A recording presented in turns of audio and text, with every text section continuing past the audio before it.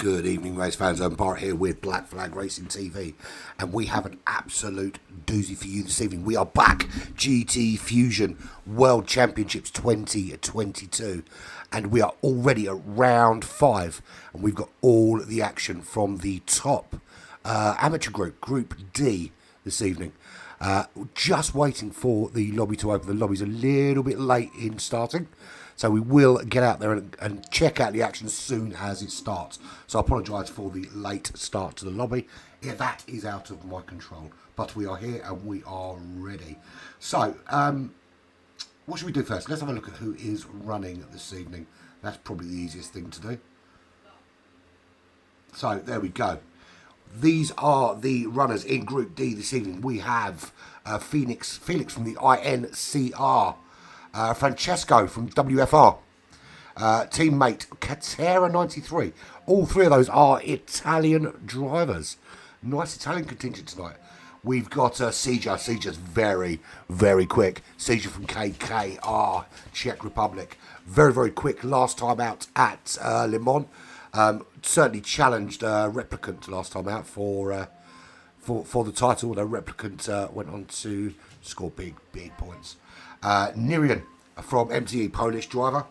Also very, very solid driver. McRider from WFR as well. KKR Timmy, also from KKR, Siege's teammate from the Czech Republic. Zamboniero from HKRT, Helen Knights Racing Team, who have partnered with, funnily enough, Black Flag. Yeah, it's not open yet, Siege. I thought it was just me, but he hasn't opened it yet, buddy. Soon, very soon, hopefully. Yes, so what was I talking about? Zamboniero, our glorious host this evening, who's yet to open the lobby from HKRT. They have partnered up with us at Black Flag Racing, and we've got a few of our guys racing in a number of different lobbies this evening. So good luck to all them guys out there. I'm sure you would do us all proud. Stardust from Prima in France, and also John. Well, yeah, to be fair, if you were even close to as fast as you were at Le Mans, you were crazy quick then, buddy. Crazy quick. If it wasn't for Replicant, I think you would have had all 4 races. But, you know, them's the brakes, man. Them's the brakes. I think you lost out. You had a bad strategy in the last race, if I remember rightly. It was a month ago. There's been a lot of racing since then. We've got John from GTWGP, also a French team. Led Vegas from ATR Poland, and Kamelek also from ATR, also from Poland. We still can't go to the lobby because it's still not up. Now I'm just checking. He's online. I did see him online, so I assume he is still around. Has he maybe gone to sleep and forgotten? Let's have a look. Well, I see the rest of them online. He's definitely online. He says he's on Gran Turismo 7. He just hasn't opened the lobby yet. Don't know what's going on, unless he's put up the wrong... No, definitely hasn't opened the lobby yet. So we're still waiting on that. It will be soon. It will be soon. If Thrustmaster makes you slow, Fanatec makes you go. Yeah, that's a great little saying, buddy, but I'm not sure it's what the GT Fusion sponsors want to hear. And now, what I'm on a G29, so I can't say nothing really. I'm slow anyway. Yeah, I think it's going to be a good. I think it's going to be a good one. I really do. To be fair, this is the top amateur group, so it's always these guys are basically on the brink of the pro races on a Sunday. So you know you're going to get some really, really solid racing out of these guys. Still no room. I'll tell you what I can do though. Let's have a little looky-see. Let's have a look at the track and what's occurring. That's a good idea. Let's do that. So, where are we this evening? We're in the Radical. The Radical is an awesome motor car. Very, very cool motor car. Apologies, I've just got the wrong... I've got the wrong thingy up. I can't find it now.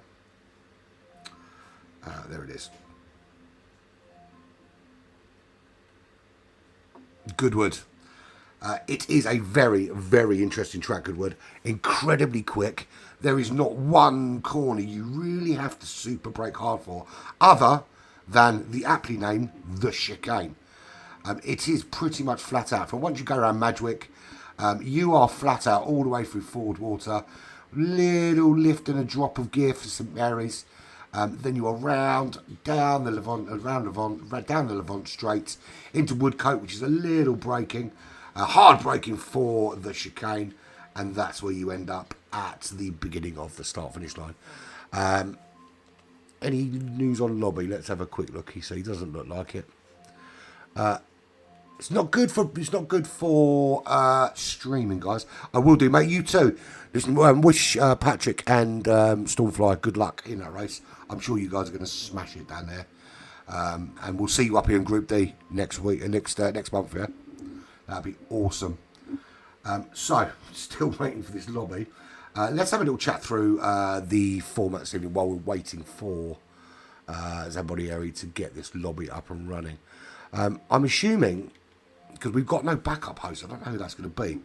So if there is a Lobby open, Seizure, can you give me a shout and let me know who needs to send me a friend request, because I can't see a backup host for this evening. Right, boys, so quick rundown on the regulations. So it is in the Radical.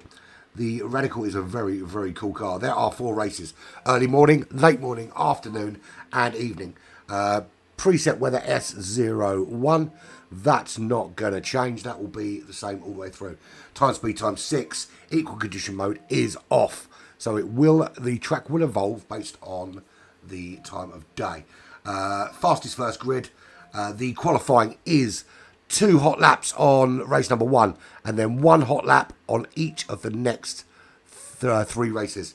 Slipstream is real. Visual damage is off, but mechanical damage is on. Now that is quite key. Now you can get around this track without worrying about walls too much. There's not a lot of walls. There are walls, but you can't reach them. That's the problem. But there is going to be a lot of people going on the grass. Then you might find a bit of certainly front wing, rear wing damage going on here. Hard and medium tyres must be used, but it's sports tyres. That's the big change here. Sports tyres, not the really grippy racing tyres, which is going to make for some very, very interesting racing, because it doesn't quite have the grip you would expect on those sports tyres. Tyre wear times 17, fuel depletion times 9, very, very slow refueling speed at times at 3 litres per second. That is the one. You say, there you go. Where's the Lobby, mate? I don't see it. There you go. Don't know where this Lobby is. It's really, really frustrating. We are 7 minutes in, and I still see no Lobby up for race D. The guy's online. Don't know why the Lobby is not showing up. Maybe if I check out and check back in again, maybe that's the difference. Let me come out and come back in and see if that solves the problem. I've got to say, it's not good showing. It's not good for us as broadcasters, and it's absolutely terrible for GTFUSION as an organisation. It's literally once a month. Get the Lobby up on time, man. I mean, we have enough problems with lobbies here on GT7 without not opening them on time. And I tell you what, I'm going to warn everybody watching now. This is Goodwood. Goodwood is the worst track for lobby problems in GT7. At least one driver will go into the pits and not reappear on track until after the race is finished, because there's a bug on this game in Goodwood that when people go into the pits, they just don't. It shows them still in there, and you don't see them exiting the pits. And I don't know what the answer is. Well, I know what the answer is. The answer is you need to program better. But I have a feeling it is mostly to do with issues with crossplay. And I think crossplay is actually making this game bad. Now, I realise that if it's only open to PS5 owners, it does significantly reduce their market spread. But you're going to lose people hand over fist because crossplay is ruining the game. And I think that's something that really that Sony and PD need to look at. Anyway, I am going to mute you guys for a second while I find out why the lobby is still not open. So bear with me. Don't go anywhere. I will be back very, very soon.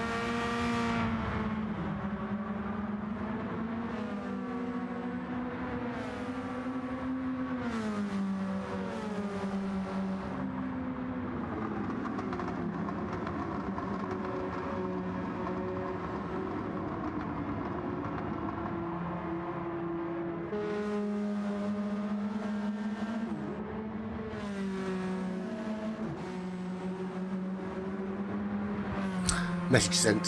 Haven't had a response yet. Yes, Replicant. A great race last week, buddy. A great race last month, man. Super race. Yeah, no, it's a massive problem here at Goodwood. It's so bad that we've taken Goodwood out of all of our own internal races. It's just not worth the hassle. We've had entire races where half the people don't know where they are on the track. We did a practice session the other day, a full race practice here, and I couldn't tell you, even watching as a spectator, I couldn't tell you where anyone was at any time. The only way we knew where anyone was because the people were telling us where they were. We had 3 people at one time stuck in the pitch. You couldn't tell the difference. It's utterly ridiculous.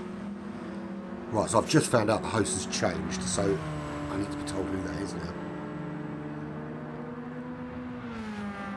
It's nice to get that information up front, isn't it? I'm pretty, to be honest, guys, I'm pretty pissed off that no one's bothered to tell me who. I don't know who. Great. That's wonderful. Seja, can you find out who the host is, please? By any chance? Well, in fact, what I'm going to do this right now. Sorry, guys, I'll be back in a sec.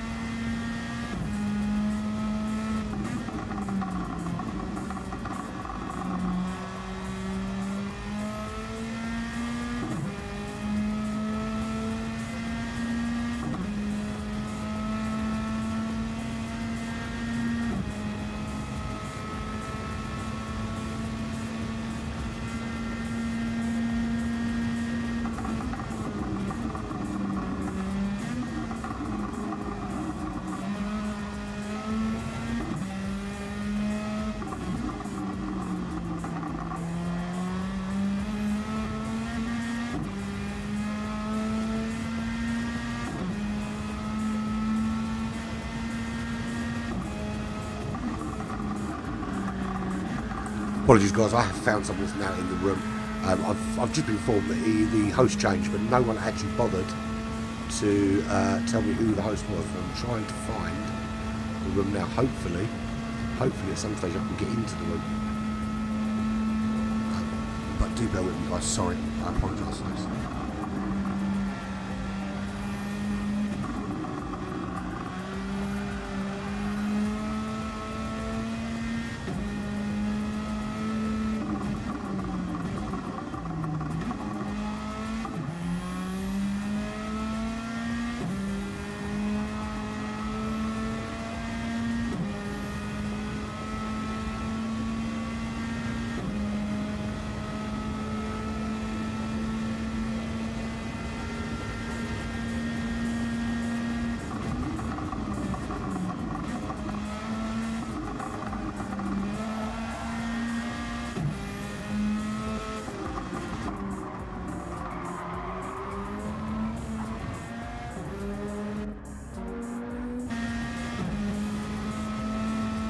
Would you believe it? I finally found the room. What a joke. I can only apologise, guys, for the absolute mess that's happened so far. Right, I am finally in the room now. I just need to do my usual bits and pieces. I think people are coming in now. Finally. Right, I do own the car, I've just got to find it. There it is. Right, as I go to track.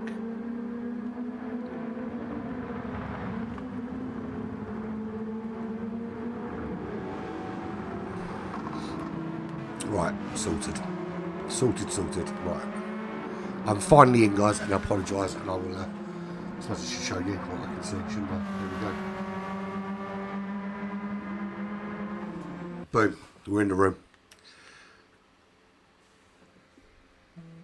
What's missing? That's missing, there we go. Right, so we are now on track. I did find out who the host was. We are now in the room. Just got a message, someone back. So we've got a couple of people struggling to get in. We've got Sieger struggling to get in. We've got Nirian can't find. Right.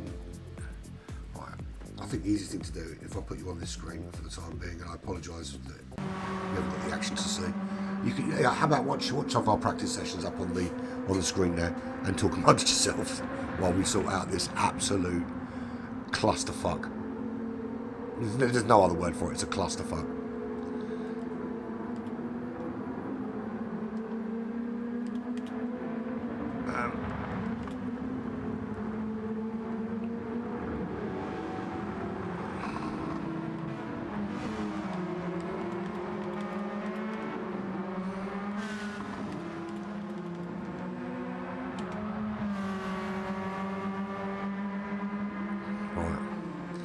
So we've got Sieger unable to enter the room. The host, we have got a host on board now, it's ready. Someone's claiming we should start, but half the runners aren't even in the room yet. No, the problem Jack Seller, it's Jack, sorry buddy, is the original host isn't racing for some reason, but nobody had organised a new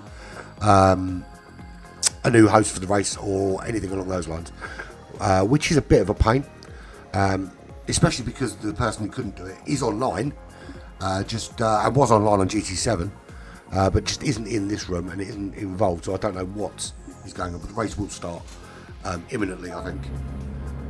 We've got most people in the room.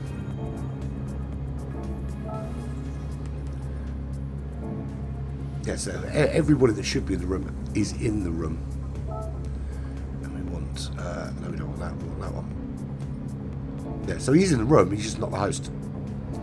So Zaboriero was the host, but no longer. But he's in the room now. We've got Camille. We've got Stardust. We've got Felix. We've got John. We've got Kate A. We've got Francesco. We've got LED Vegas. We've got Tim. We've got McRider. We are missing Sieger. Which is a bit of a shame because Sieger's a very, very good driver, and it would have made for a very interesting race with Sieger involved. But at the moment, we haven't got him. He's struggling to get in.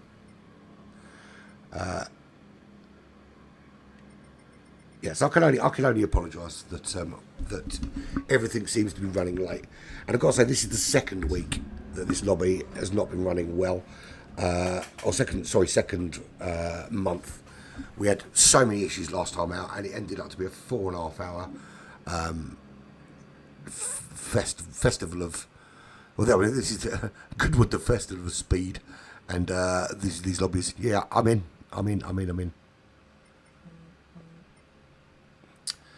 Seriously.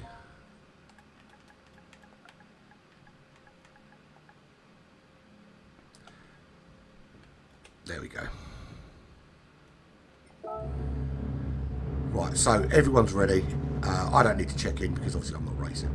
They can just crack on with it. So Prima Stardust. All right, Nirian is in the room now, finally. We are missing him and Sieger at the moment, though.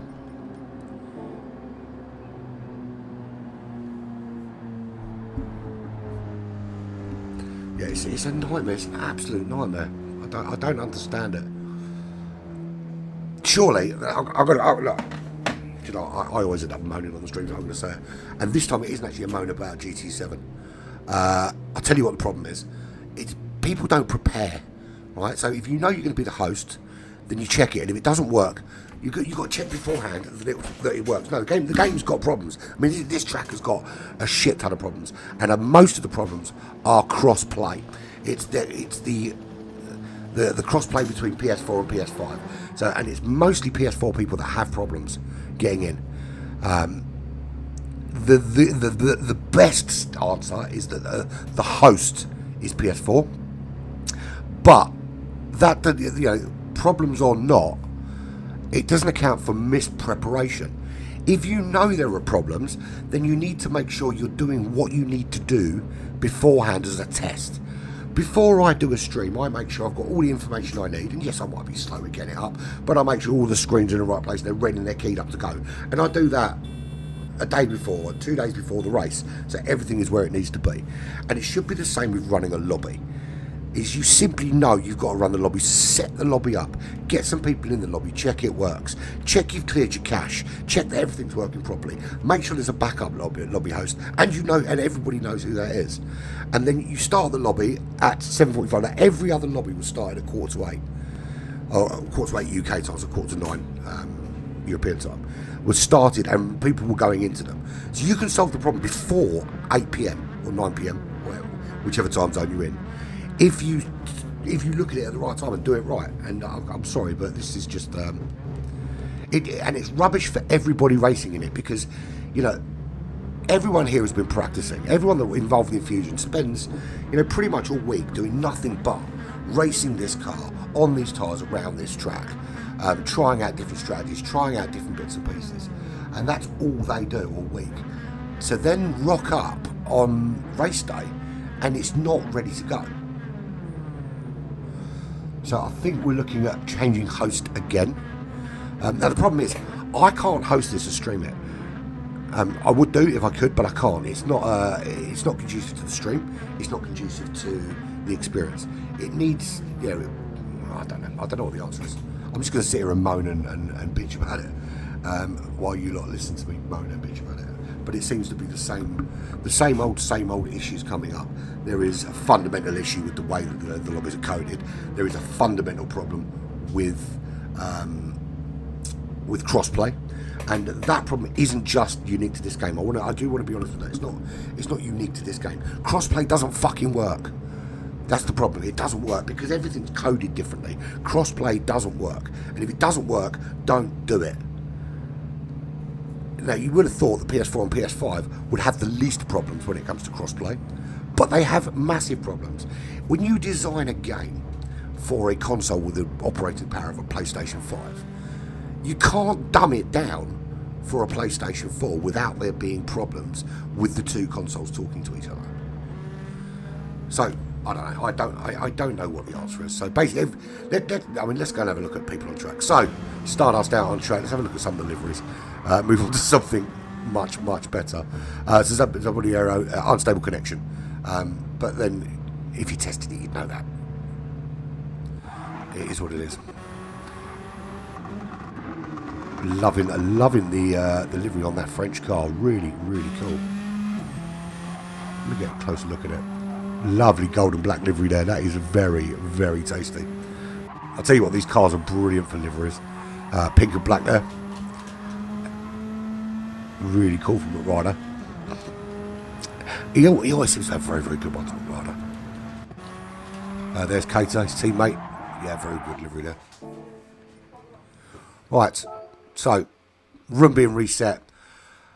Bit of touch wood. Hopefully this works. How you doing, Wolf Factory Racing? Hopefully we can get underway at some stage. That would be really awesome.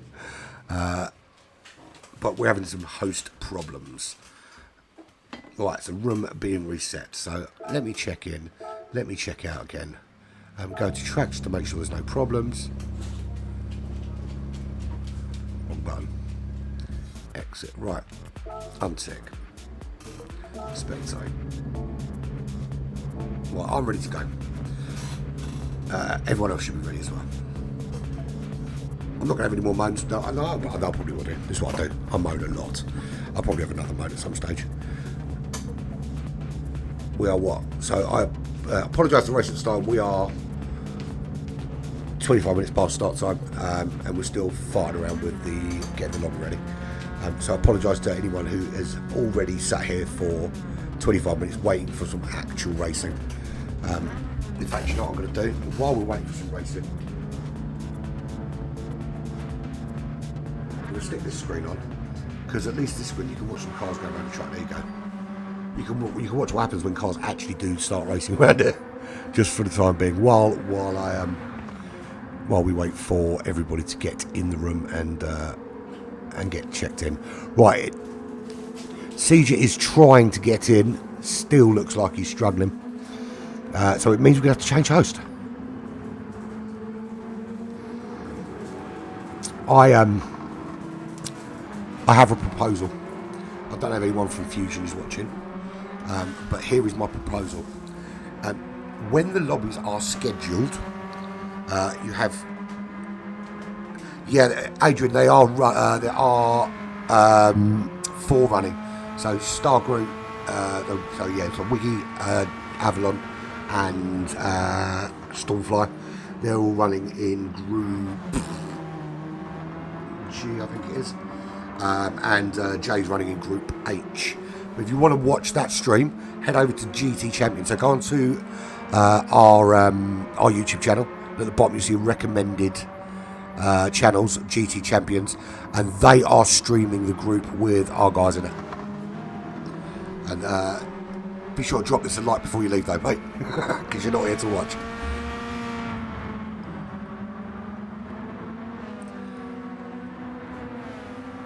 So we finally have some people out on track. Finally.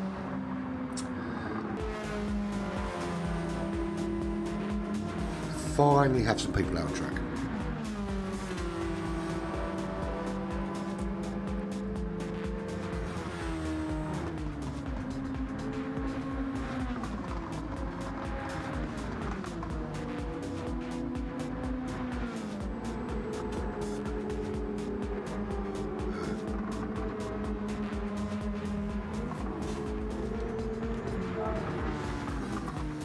What we got? So who have we got out there? So Felix is out there.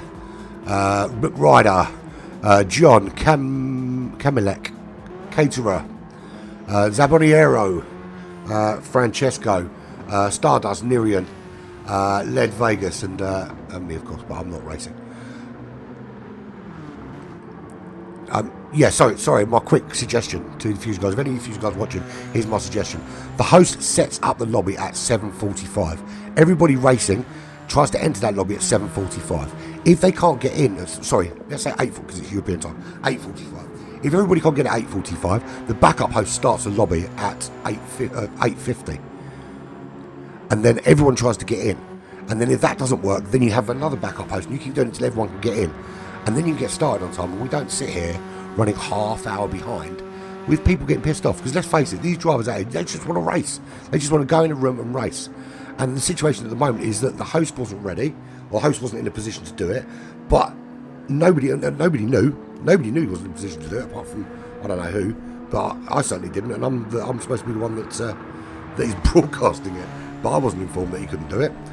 We do find another host, and great for the host to do that, but it appears that his connection doesn't allow certain people in the room either.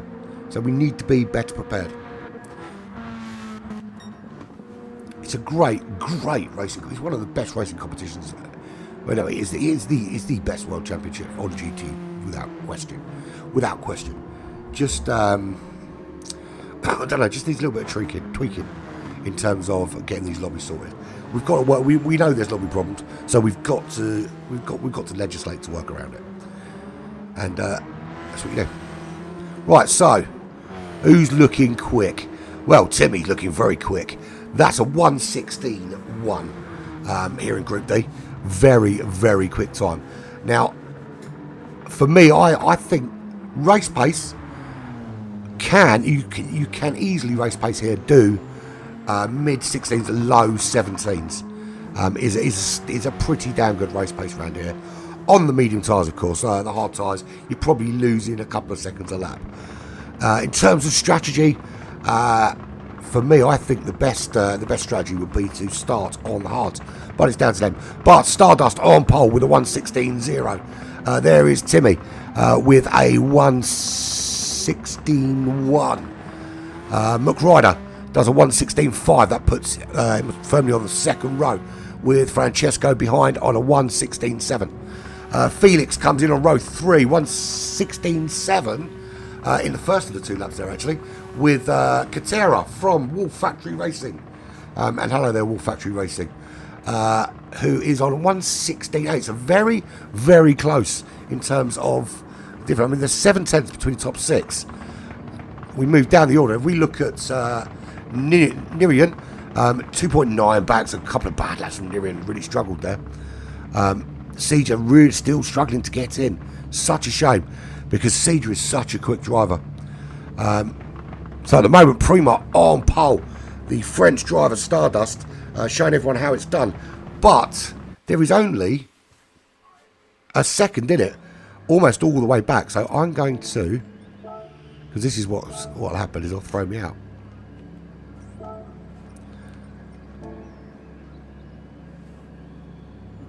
So we are ready to go here at Goodwood. We've got 15 laps around here. It is going to be fast. It's going to be frenetic. It is GTFUSION, and we are away. And I have to do that because I need that view. And Prima away. Prima Stardust away very, very well. Good start. Doesn't get caught on the line. It's easy to bog these cars down off the line if you don't get the gearing right straight from the outset. But already, absolutely on the charge. 1.2 seconds is the difference. Felix, the Italian driver, with Katera, the Italian driver, and McRider, the Italian driver, all battling for 3rd, 4th, and 5th. 2nd, 3rd, and 4th, shall I say. And we have what looks like a big accident. No, he does stay on the track. It just glitched on my screen. John in 5th place. Got Camille K. Camille. Let's go for Camille. Camille stuck just in behind John, looking for a way through. And we've got, at the moment, we've got France, Italy, France, Poland, and then Francesco from Italy in 9th. We've got Timmy from the Netherlands in 10th. Francesco now in 10th as Timmy goes through. And Zaboniero from Greece, a Hellenic Knights Racing team at the back of the pack, 6.7 seconds back. Good evening, Paul. How you doing, buddy? It's a real shame you couldn't race with us in this, because you are, I think you do pretty damn well in this. But it's good to see you, man. Do check in on the other guys and see how they're getting on. We've had an absolute nightmare getting this lobby started, but we are finally underway here at Goodwood. So Stardust, 1.5 seconds already is the gap out front. Are they pushing too hard on the fuel? Will that gap have to come down in order to manage the pace a little bit better? At the moment, though, just look absolutely untouchable. 1:22.1 on the starting lap is very, very racy. Felix from Italy starting to pull away from his compatriot, Keita, who is in 3rd place, just about a second back at the moment. Half a second back further to McRider, the 3rd Italian driver. We've got 3 Italian drivers out there, which is pretty damn good. And Wolf Factory Racing currently occupying 3rd and 4th at the moment in this race here. Between whichever one manages to get a race started, you mean? Yeah. Exactly my thoughts. To be fair, though, we have talked about this week, that we're not entirely sure Goodwood was the wisest choice with the problems you have with it, but it is what it is. But McRider, they're sitting in 4th place. Then we go back to 5th, 1.1 seconds to John, the French driver for GTWGP, with the lead Polish driver behind him, Camille. Racing for, I'm sure that's Shark Racing Team, SRC. No, it's not. It's SRC, not SRT. He is half a quarter of a second back and crawling all over the back of John at the minute. Is there a way through? Now, very, very frenetic pace on Goodwood here because it's such a quick track. We go down the order. There's Francesco in 8th place, trying to bear down on the back of Timmy, half a second back. 3 seconds back, we've got Led Vegas with Nirian just a second behind them. It's only going to take one little error, one little slip on the grass, and all of a sudden things are changing. And the guy out the back of the pack is Zaboniero, 6.4 seconds back. A lot of work to do from the guy from the Hellenic Knights Racing team. Siege's still desperately trying to get in the room. And it's such a shame that he can't. So here we are, Prima, Stardust. Prima the lead team, Stardust the lead driver. And he is doing a fabulous job in a minute. He is the fastest man out there with a 1:16.6. Very, very quick. And 1.6 seconds clear. And we will do an on board with him as he comes round very, very quick section of the track here. You literally just a little lift there, back on the power, then a dab of brake. As I said earlier on, you don't really brake hard for any corner here other than the chicane. It's the only time you really have to put any real power through the brake. So Stardust out in front. The gap is now 1.9 seconds, just constantly pulling away. Go through the dreaded penalty line, and here we go. You've got this big right-hander coming up here. Again, it's not a big braking zone. Dab of brakes, never at full power. Changing down through the gears, down into 3rd gear. On the power again, into the chicane. This is where you brake. Well, actually, you didn't brake that hard at all. Cross that pit line and to start another lap. So there we go. We are on lap 5 now of 15. 1/3 already through the first race. It goes so quickly. Stardust in the lead, 1.7 seconds. We've got Felix from INS, 1.2 seconds ahead in second place of Cater. Or is it Caterer? I'm going Cater. Cater from the Wolf Factory Racing. He is 1.9 seconds clear of his countryman and teammate, McRider. Who is at the moment holding off the big charge from John. He's got a bit of damage to that front suspension, which is going to be slowing him down somewhat. John crawling all over the back there, trying to find a way through. Now, these medium tyres should last 8 or 9 laps, along with the fuel, depending on how hard you're pushing. So I expect to start seeing these medium tyre runners jumping into the pits somewhere around the end of lap 8, maybe the end of lap 9. We go back to 6th place. There is KKR Timmy. 3.1 seconds back from John. Not really making any inroads into that either. He's got Camille just go with Camille, it's easier, isn't it? Camille just behind. I say just behind. 2.2 seconds behind. But if you look at the lap times, the fastest lap of the race is 1:16.6. These guys back in 5th and 6th, they're doing 1:16s, 1:16.8s.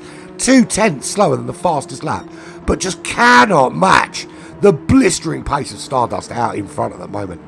And there we see Camille from SRC, 2 seconds clear of Francesco, the Italian driver. 14 seconds now clear of Zaboniero. Now, has Nirian been in the pits? No, Nirian's been on the grass. And on the grass again by the looks of it. Really struggling now because Zaboniero up into 9th place. Led Vegas. Looks like Led Vegas has been in the pits. That is very... oh no, it can't be. They can't be. They must have started. They're starting on the hards. They started on the hard tyres, but they've clearly come off the track somewhere. Good news for Patrick. Hopefully he can hold him off there. He has been putting in the hours. But right here we've got Led Vegas. He's in 10th place, 4 seconds clear of Nirian. Now, he is the only hard tyre runner. I would keep an eye out for just how much pace Led Vegas has got on the medium tyres. Doing 1:20.0 on the hards. Now, we know the hards are about 2 seconds slower. We'll need to be 4 seconds quicker on the mediums if they want that to pay off for them. So, we'll see. But at the moment, Stardust, 1.7 seconds clear, managing the pace very well. Only once has popped above 1:17 round this very, very quick but very tricky racetrack. There is Felix in 2nd place We're about a lap or two away from the pit window opening up. It's 1.2 seconds he has over his teammate Cater. And that's now not being chased by McRider anymore because John has got past McRider. McRider down to 5th, John up to 4th. The battle back on. McRider can only watch his teammate in the distance pull away from John. 4.4 seconds is the gap between John and Cater. McRider is all over the back of John and trying to find any way through. And we can see, because there's so many right-hand turns there, just how much damage, just how much wear on those left tyres takes just keeping this car on the track. And remember, we're on sports tyres, not racing. So they haven't got the crazy grip. McRider in 5th, as we said, makes the move past John. John on the grass out of the chicane. Big mistake there, and that chicane is a very, very dangerous place. And actually, to be fair, to be on lap 8 and not to have had a massive accident into that chicane is something. McRider's tyre's starting to look pretty ropey. He's got some damage as well that's going to need repairing in that pit window. So Stardust, the tyres are looking okay. Stardust will probably hang this out for another lap, lap 9. And the longer you can take these mediums, the better, because the hards are at least 2 seconds a lap slower. And Stardust is having no effects of a lack of grip because he's getting faster. Now a 1:16.5. I've seen a 1:16.1. I know there's a 1:15 high in this track. Can one of these guys pull that out? Possibly in qualifying, maybe in the race. Big spin! Big spin! And that is, I think, it wasn't John. Who was it?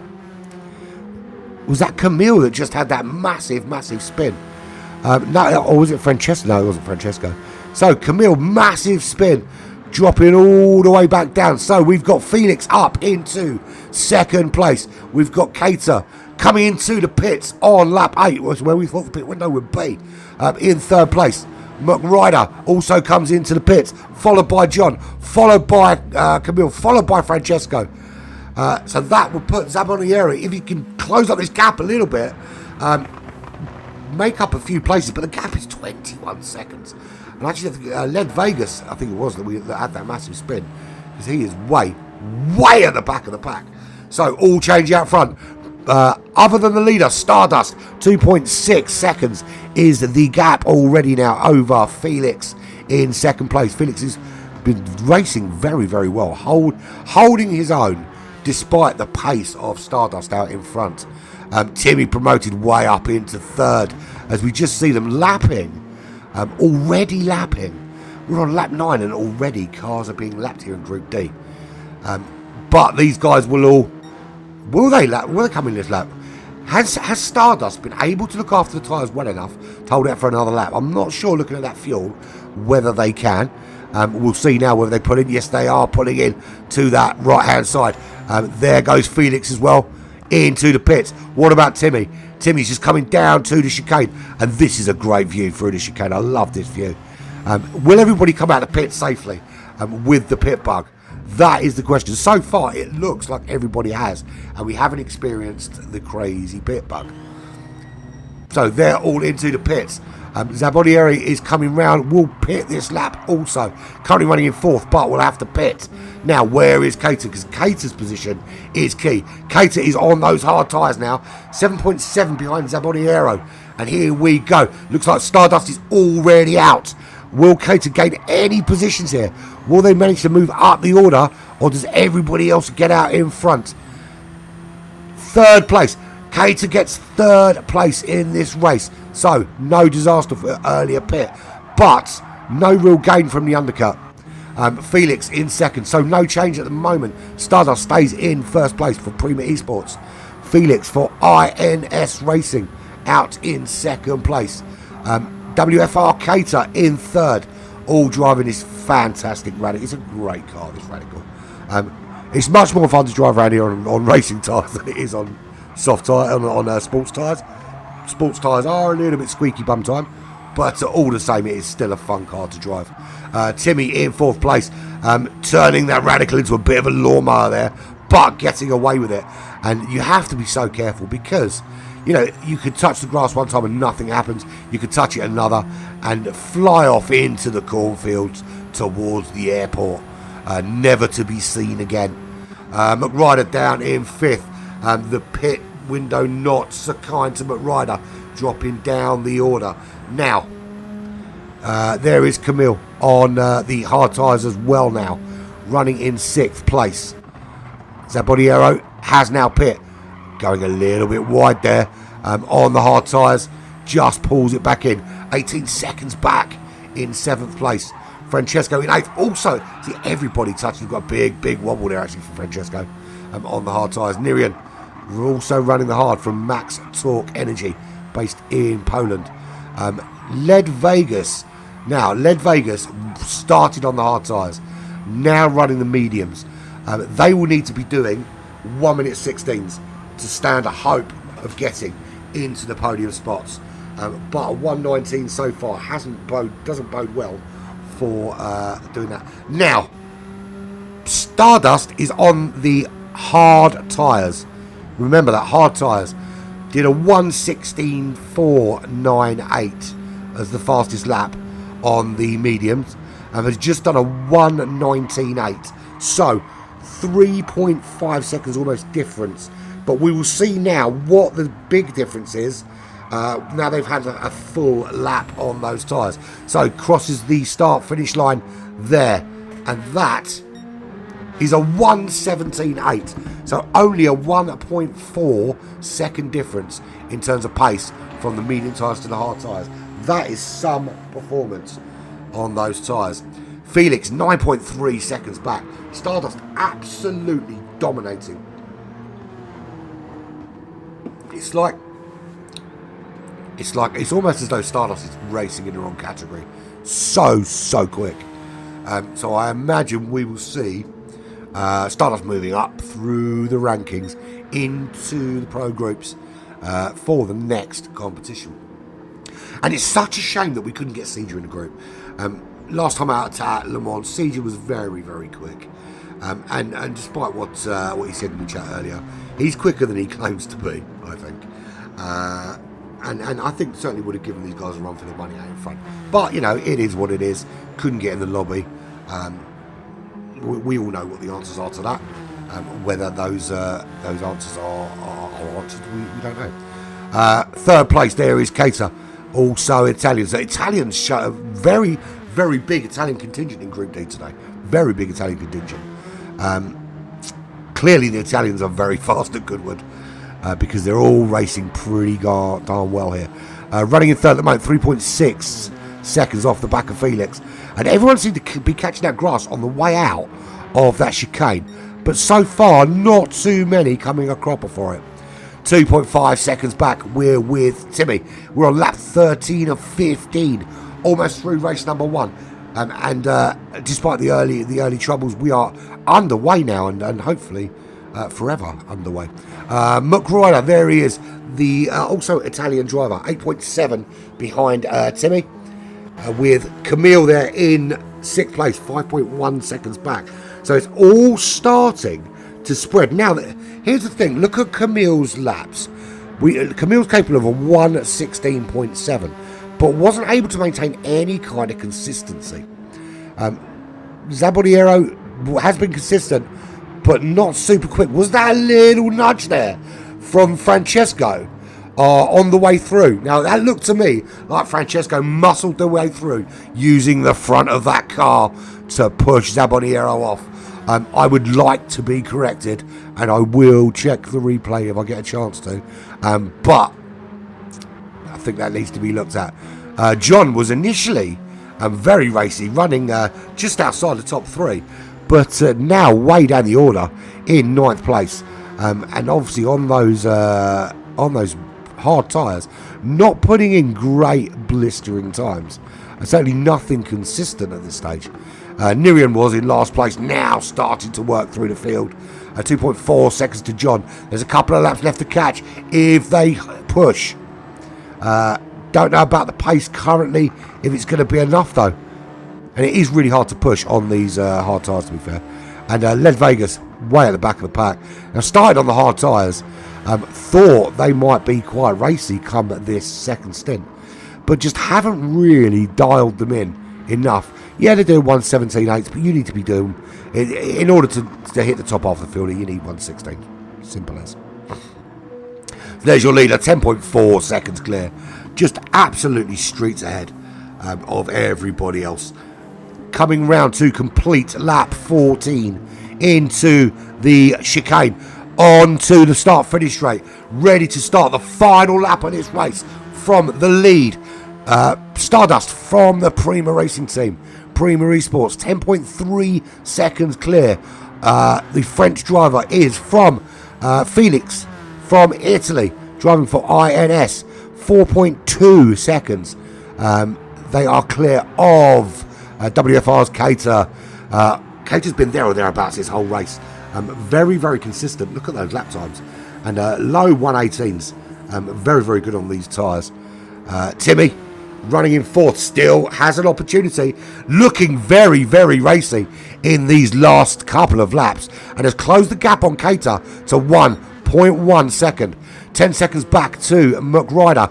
And a further 4 back to Camille. 24 back to Francesco. Then we go to John, Nirian, Zabodiero and Led Vegas at the very, very back. But here we see Stardust coming up to the end of the lap to win this race very comfortably by 10.5 seconds.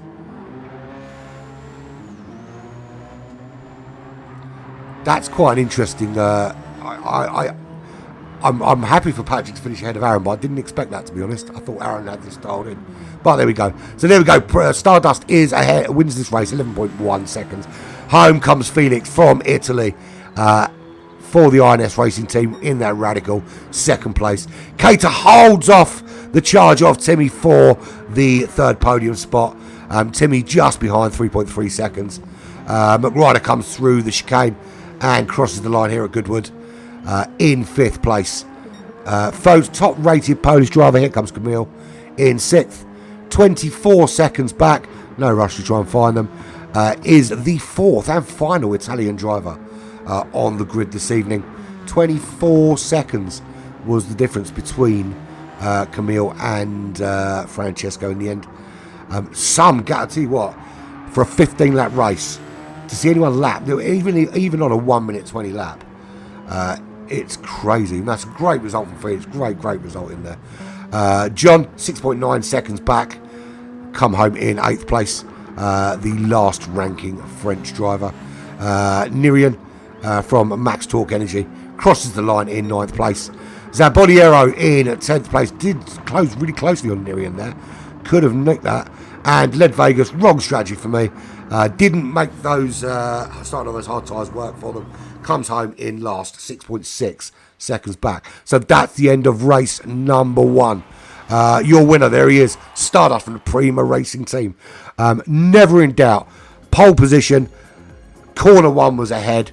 Nothing changed apart from a brief moment during the pit stop window. That was it. So let's get that saved. That's 1 replay saved. 1 race down, 3 races left to go. So that was pretty damn awesome, wasn't it? Wasn't it awesome? I think so. So that was the early morning race out of the way. Next will be late morning, then followed by afternoon, followed by evening. That's the only thing that changes. Everything else stays the same. The track conditions obviously will switch based on the time of day. Anyone out there looking for a hot lap, I think they're just going to hold on. We should get pretty much straight into the race once the lobby has been reset. So treat to the dulcet tones of some of that while we were just waiting for lobby reset. So not a bad start there, was it, for Prima? Stardust really dominant. I think Seja has finally made it into the room. Congratulations, Seja, from the Czech Republic. Good to see Seja in. With a bit of luck, this will be a good race. This will be a good race. They don't need to make a new lobby. They just need to change the settings. Please don't make a new lobby, because I think we finally got it working. And it just needs to change the settings and then go.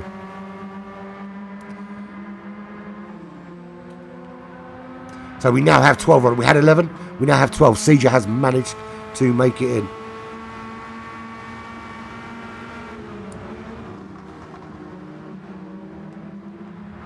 Will this make a big, big difference? His teammate Timmy finished in, I think, fourth or fifth place. Timmy finished fourth place. So let's see if Sieger can help his teammate and we get something else out of it. Bear with me one moment, folks.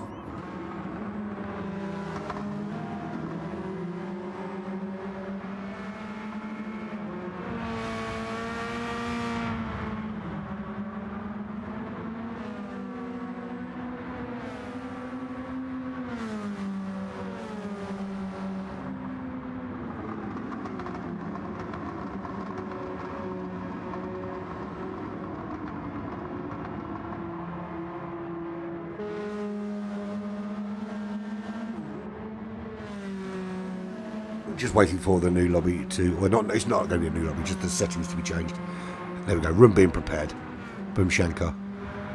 So we now move from early morning to late morning for race number 2.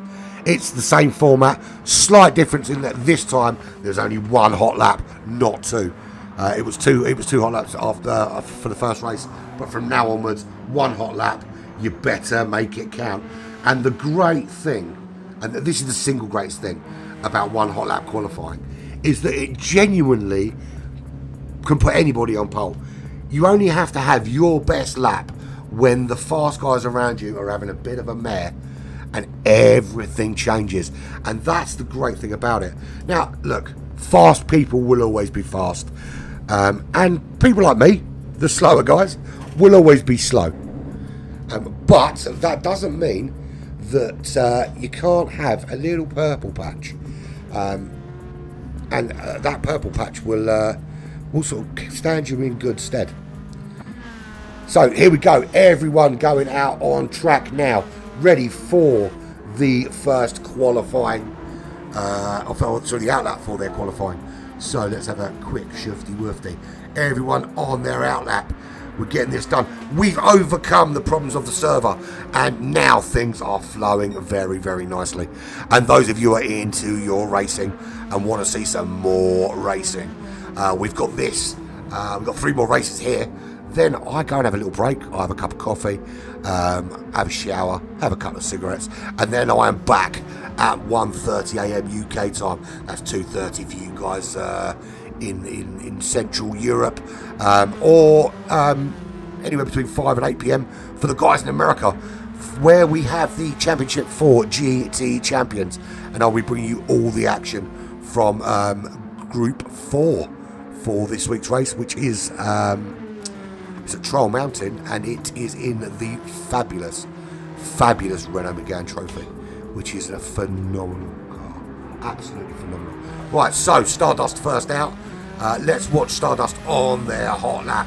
So it is full power across the line. You drift to this left-hand side. Little lift, touch a brake, get it turned in. You don't even change down the gears. You're back on the power before you know it. And if you're brave, you can take it right up to that white line. Then you are under that helicopter on the power. Again, just turning in here, no lift. You put when you're on the hard tyres, you might need a little bit of a lift there, but nothing too significant. And again, power, power, power. You drop down literally just there. This is where you change down to 4th gear. Get the turning done. Get back on that power again. Up to 5th, up to 6th gear. When you get here, you drop him down again into 3rd. Get the rotation of the car. Back on the power. You power straight through this sweeping right-hand bend. Down this long straight through the penalty line. And you know what? No penalties in that first race, which is always awesome to see. And you've got this right-hander coming up. You dab on those brakes, get it turned. You can take the grass if you're careful. Squirrely all the way through. Get through the chicane, miss that wall, touch that grass, and then power through to cross the line. And that gives you a lap, if you do it like that, of a 1:16.3. That is very, very quick. 2/10 slower than qualifying time for race number 1, but 10th faster than the fastest lap in the last race. So Stardust looking to be on pole again after that hot lap. Francesco on the front row alongside. Big spin. I love a bit of theatrics on the one lap qualifying. Seeger, told you. I said Seeger was quick. Seeger comes in after missing race 1. Couldn't get in the room. He's in the room now. 16.5. Literally 200 seconds slower than Francesco. So heads up row 2 with Felix for company. Seeger's teammate Timmy, there he is in 5th place. 117 dead. John with a 17.1. McRider with a 117.3. Camille with a 17.5. Cater with a 17.7. It's all very, very close. So here we go. Race number 2. This is another 15 laps. This is Goodwood. These cars are radicals, and these are the fastest amateur drivers in GT Fusion this year. So here we go. Prima Stardust on pole for the second one. Can he make it 2 doubles or 2 triples from 2? Because he got the fastest lap as well. And they're away. And he looks away very, very good. Doesn't look like anyone's even close. Great start. And unfortunately I have to do this and do this because I can't view properly otherwise. So there we go. So Stardust does come away in the lead from Francesco in 2nd. Seeger in 3rd. With Felix, Timmy, John, all coming up behind. Camille looking to try and make a move right in behind John. No rubbings there though. Now, the problem here with overtaking is that it is quite a narrow racetrack, and if you need to overtake, you've got to be off the racing line to do it. So generally, most of your overtaking is going to get done when someone in front of you makes a big cock up, or through the pit strategy. To go off the racing line, you're going to cost yourself so much time. Very, very difficult to pass. There is Cater in 8th place. McRider, teammates, in 9th place. Both very similar in terms of pace. Nirian from Max Torque Energy in 10th. With Led Vegas, again, opting to start on the hard tyres. Strategy didn't work out first time round. Strange why they would do it again. But maybe they got their pace wrong that time. But Zabonieri, in the medium tyres, desperately has to get past Led Vegas. If they cannot get past Led Vegas, it's a big problem, because Led Vegas is running the hard tyres that should be anywhere between 1.5 and 2 seconds slower than the mediums. So key is getting past here and building a little bit of a gap. So everyone else running on the excuse me, sport medium tyres. There's a frog in my throat. Let me get rid of it. Let me have a quick drink and sort that problem out immediately. There we go, sorted. So what's the gap out front? It's not as big as it was this time last race. Just under a second, 8 tenths of a second from Francesco. Francesco's not going to let him pull away this time. Seeger in 3rd place. Teammate Timmy has made up to 4th. They are up after Francesco. The gap to Seeger's 8 tenths. The gap to his teammate 6 tenths. The gap to Felix just 3 tenths. Not even that now, as they come round into this final sector. And what a great shot that is. All the cars, one after the other in a procession. Everybody looking for some way through. And they all look safely through the chicane. And look at that. That's the difference between 1st place and what was that? 8th, 9th place.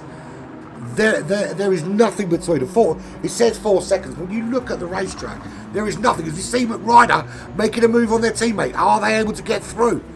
Side by side, McRider side by side with his teammate Cater on the inside. He's able to get through here. Does make it through. McRider moves up to 8th place at the expense of their teammate Cater. Great racing. Congratulations to Jay, finishing 7th in his first race. Just to state how important that is now. McRider makes a mistake. He makes a mistake. He's off the track. That lets Nirian through. What about Led Vegas? Is Led Vegas up to enough speed? Certainly much closer, but still not quick enough. And Zaboniero not able to get past. Sia. Is it Sia? He's quick, to be fair. that's why it's Sia. Yeah. I suppose it makes sense, doesn't it? So, Stardust still in the lead. Not having it all his own way this time, though. Last race out was very much further ahead. So, Francesco keeping him honest this time. And just 1 second clear of Francesco. And Sia is in 3rd place, ahead of teammate Timmy. They're both still very close. And look at that. I mean, that is the top 5. There is literally nothing in them.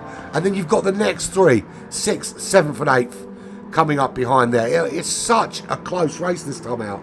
Any one of these cars in the top 8 makes a mistake, or top 7 makes a mistake, someone's getting through. Now, Stardust only needs to clip a wall, clip a bit of grass, and all of a sudden, he's going to find himself way down the order with a lot of work to do. There is John trying to close up on the back of Timmy. Can only stay within half a second. As I said, it's very difficult to overtake here. You're relying on mistakes out in front. And when you're at groups at this kind of end of things, this is the business end. These guys know what they're doing. These guys have got very good pace. They know exactly what they're doing. So they're not often going to make massive... Say that! They're not often going to make massive errors, but there goes Timmy. Timmy's in a wall, and what did I say? I said it would make a massive difference, and it has. Literally everyone, bar Cater and Camille, steamed through. But we say that, Cater gets through because he just had the pace on Timmy. And Timmy over pushing the car now on the grass again. That's going to see Camille come through. So I said it, I called it, didn't I? Absolutely called it. You make a mistake, everyone comes streaming through. And now Timmy's in real danger of falling into the clutches of Niriam back in 9th place. And McRider just behind in 10th. We've already seen McRider make an error. That dropped McRider down the order. We've seen Timmy now make an error. How much is that going to cost them this race? Las Vegas still ahead of Zaboniero. Cannot get that car doled in on those medium tyres. Struggling a bit today. But I tell you who's not struggling. There he is. Stardust, 1.4 seconds clear. Yeah, he's going to have loads of damage there now, Nick. 1.4 seconds clear is Stardust. Francesco from Italy did stick with him for some time, but the gap just starting to open up. The pace just too frenetic for those guys in front. And that's another fastest lap there from Stardust. Looking very, very tidy today. Sia in 3rd.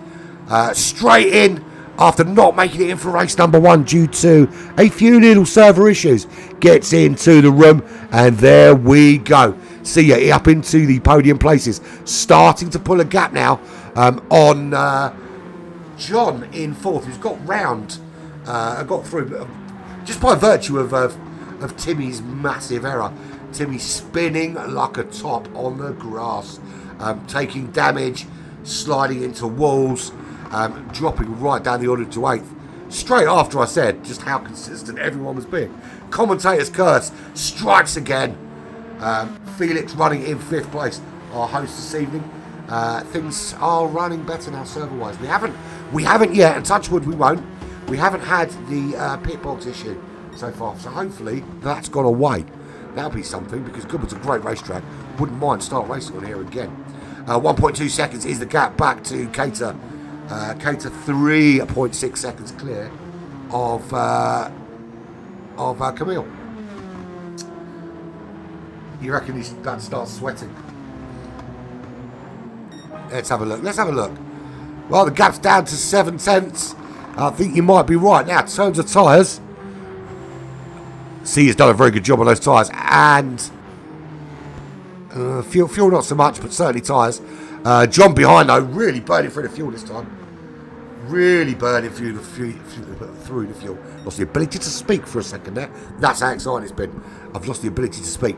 And Stardust has just done another fastest lap with a 1:16.3. I'm going to call it here that at some point before this lobby finishes tonight, Stardust is going to give us a sub 1:16 lap here around Goodwood. I know it can be done. I know of a driver who has done it already. So I've seen it happen in these cars with this setup on this track can be done. Question is, can it be done by Stardust? I've got no doubt in my mind that it's coming. He's already done a 16-1 in qualifying, so a 59, not too big an ask. But in the lead now, 2 seconds. Gap starting to open up. Francesco, rather than looking at closing on the back of Stardust, is at the moment looking in the mirrors. This is the view from the mirror. Look at that. You can just see Sia closing up in that mirror, 0.7 of a second. Now, do they pit at the same time? That's going to be key. Now we know the pit window, it was lap 9 last time. A couple did come in on lap 8, did they? But lap 9 was the pit window. Let's see how that works out. But there is the view from Sia's car, closing up on the back of Francesco. A little bit on the grass there. You just have to back off so you don't lose the car. But there he is, closing on the back of Francesco. John, 2.9 seconds back from that battle. Cam, watch it unfold in front of him. That's the only involvement he's going to have in any overtakes, unless, of course, it's seeing this guy go past him. Felix half a second back, closing the gap on John, and John really not been looking after those tyres in his first stint. He's going to have to pit, I think, this lap. Not sure they've got enough left to go one more. So John is going to see Felix bruise part, then go on the grass. Is that spin before they do? John actually recovers that very, very well. That could have been a horrible, horrible smash, and does pin off into the pits, as does, strangely, Francesco, earlier than I think they probably should have done. They certainly had another lap there. That is going to allow Sia to go through. Now, this is where we find out if the undercut is strong. Stardust has stayed out. Definitely one more lap, possibly 2. Sieger the same. Definitely one more lap, possibly 2. And then we'll get to see if the undercut here has any validation, or if actually it's better to just hold it out and go in later. Excuse me, just having a drink. Don't want to lose my voice. Got a lot of streaming to do today. Got 2 more races here, and then we've got 90 minutes of GT Champions in a few hours' time. So here we go. 3.3 seconds is the gap out in front. Beautiful shot there of Stardust coming through, and you can see Sia in the distance in second place. Felix up into third. They will still need to pit, as will Cater in fourth place. They will definitely have to pit this lap. So Boniero way up in fifth place. Now, is that just by virtue of everyone else behind pitting? Certainly looks that way. Francesco has pit. John has pit, but John has picked up the dreaded 3-second pit line penalty, and that is an absolute disaster. 3 seconds here, you might as well park your car. It's that rubbish a penalty. It's that bad. You might as well park your car, get out and go for a walk. It costs you that much time, and you can see here just how slow you have to go with a 3-second penalty in what is one of the fastest parts of the track. Now everybody in, bar Sia and Stardust. Actually, no, they did go in, but Sia picks up the same dreaded 3-second penalty. So it doesn't matter whether the overcut or the undercut works here, because you're screwed with that penalty. Then you're looking at that gap. That's a 5-second back gap back to Francesco. So actually, the undercut is a very, very bad thing here, because that Sieger was 8 tenths behind Francesco when Francesco pit. Sieger came out 5.1 seconds ahead. So actually very, very strong to stay out. It's doable. It's doable. I think it's going to be very not doable on this kind of pace, though. I think 9 laps is probably about the ask. And there we'll see Sieger slowing right down. Now, the only saving grace is that massive, massive gap coming out of the pits. But it will not be a massive gap anymore. It's tumbling. It's tumbling like a fat man down a hill. 1.3 seconds from 5 seconds. No, it is impressive. Very impressive. The pace in that lap, the out lap and the in lap, and we've got 2 in the pit. Are they stuck in the pits? Yes, here we go. Pit bug to the rescue. So we've got no idea where those two are on the track for the time being. So there's Camille and there is Cater. Can't tell you where they are. I can tell you that they're not in last place and they're not in the pits. The pit bug struck us again here at Goodwood. Nothing we can do about it. We'll find out at the end of the race where they rock up. So Stardust is in the lead. 7.9 seconds now. It doesn't matter just how quick Sia is. That penalty has scuppered any chance of Sia closing a gap on Stardust. And I'm going to be brutally honest. I can't see Stardust getting caught today. He's just been flawless. Absolutely phenomenal. The win, the pole, the fastest lap in race 1. The win, well, possibly the win. You know, minus a cock up. The pole and fastest lap already. Possibly the win. It's almost like watching Risky Replicant last week. Last month. 6 in Group G. We called it though. We've been talking about it all week, haven't we, Nick and you know, the rest of us at Black Flag about just how bad the bugs are here at Goodwood. I mean, it's a shame because it's a great track, Goodwood. It's just, but we've had to take it out of our tournaments just because it's a cock up, and it's not just a cock up for the drivers. Because the drivers that are stuck in the pits, it's all right for them. It's absolutely all right for them because they're stuck in the pit. They're driving. They don't know they're stuck in the pits. But everyone else, I'm assuming you mean awful about the 6 stuck in the pit, not your performance last month, mate. So there is Stardust in the lead, 8 seconds clear now, lap 12. This is a foregone conclusion for me, as long as he doesn't do Timmy. Timmy had that spin, didn't he? So did Brooke Ryder. Sia, not home and dry yet. Was 5 seconds clear coming out of the pits. Picked up the dreaded pit line penalty. The thing is, you've got to be so... It almost wants to throw you to the left-hand side when you leave the pits here. So you almost have to steer right without steering into the wall when you leave the pits. So difficult to remember as well. You're thinking about so many other things. You're thinking about, okay, where am I coming out? You think, well, I've just got my tyres on. Have I put enough fuel on board? How hard can I push this lap? And then you go over that white line and you're like, oh, for fuck's sake. And I can imagine that's exactly the words you would say. 1.5 seconds back at the moment to Francesco, who's trying to close that gap.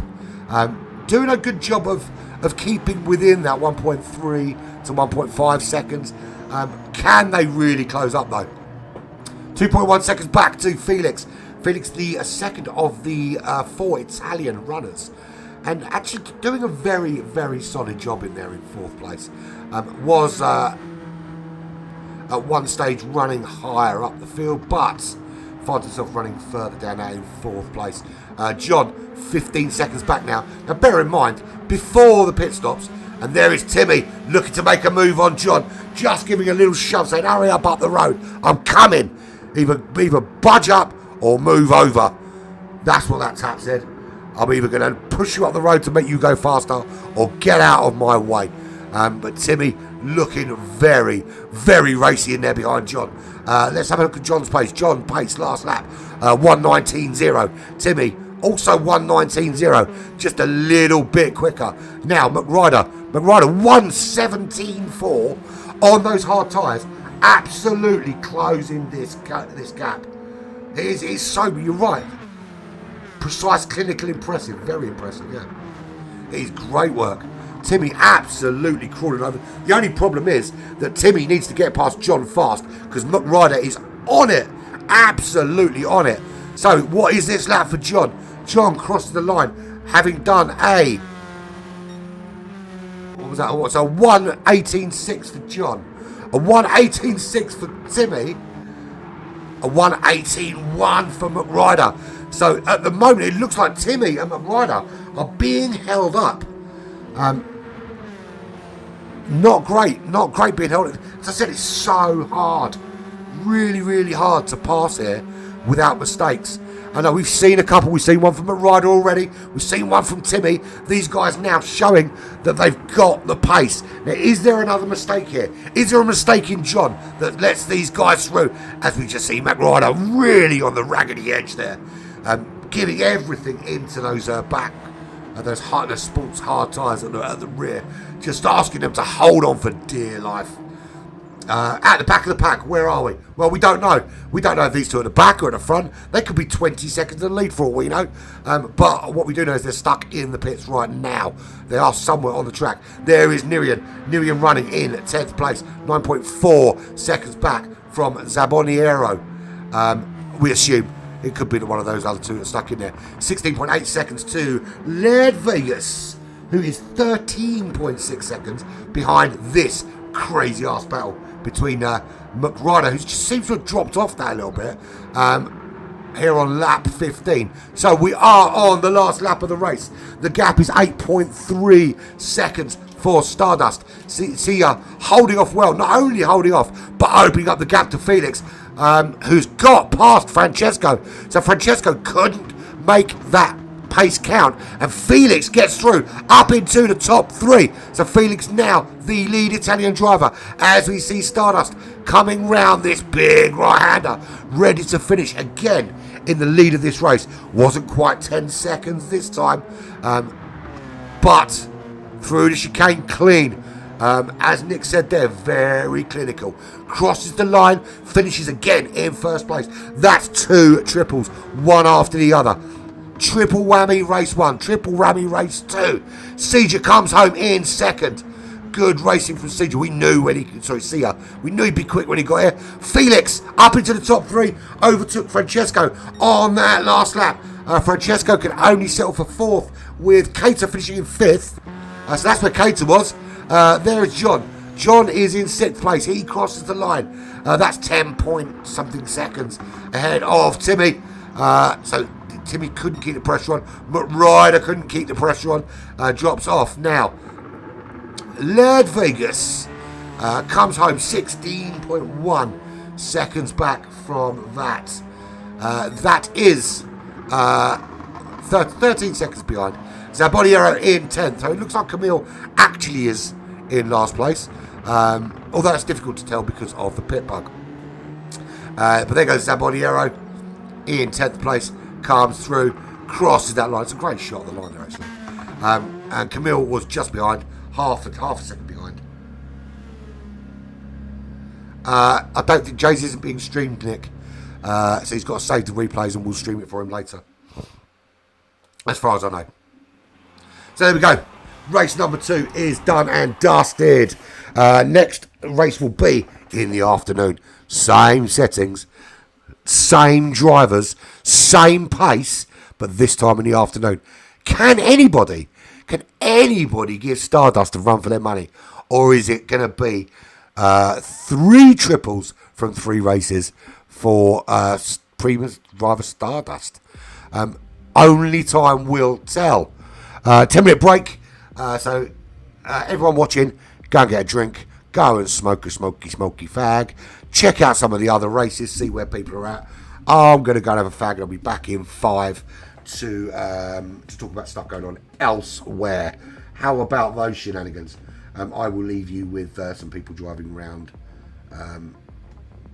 practice laps on this track. See you shortly.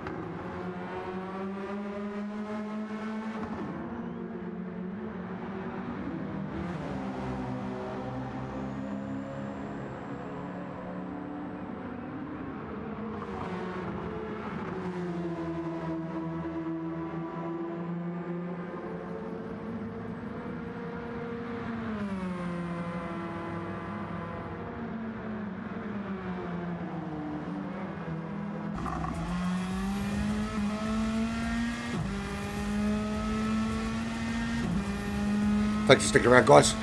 Still in the break, of course.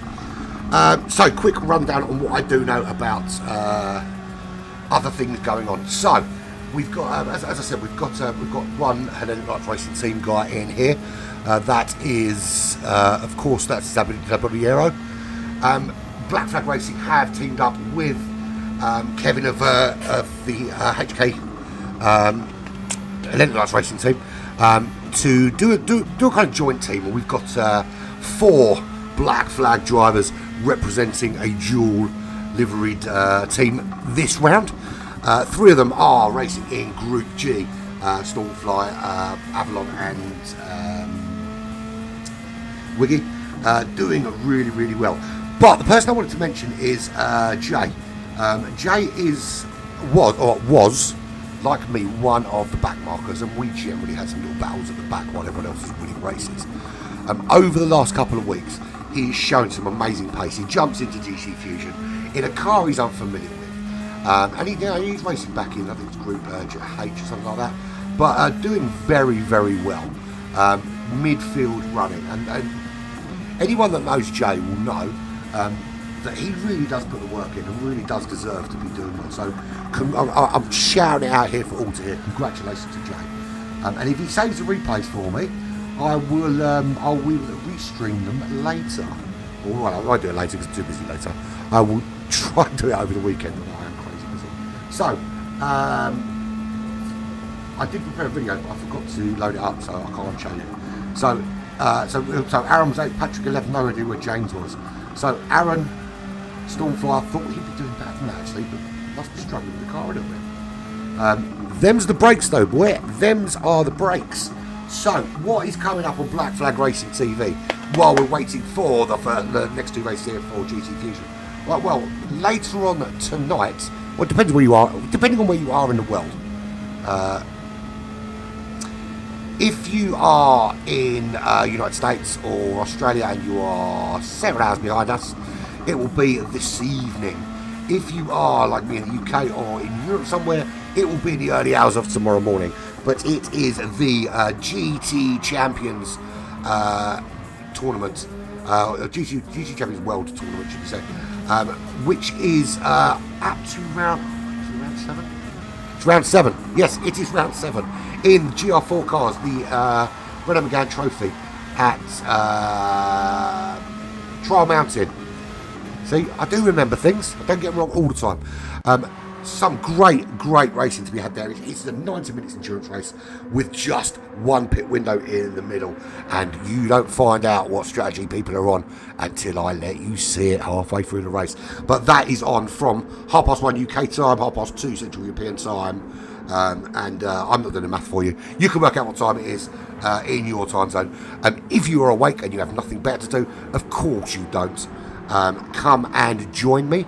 Otherwise, just come and watch it tomorrow, right here on Black Flag TV, or alternatively on GT Champions page, which is where you will find all the action from Group G right now.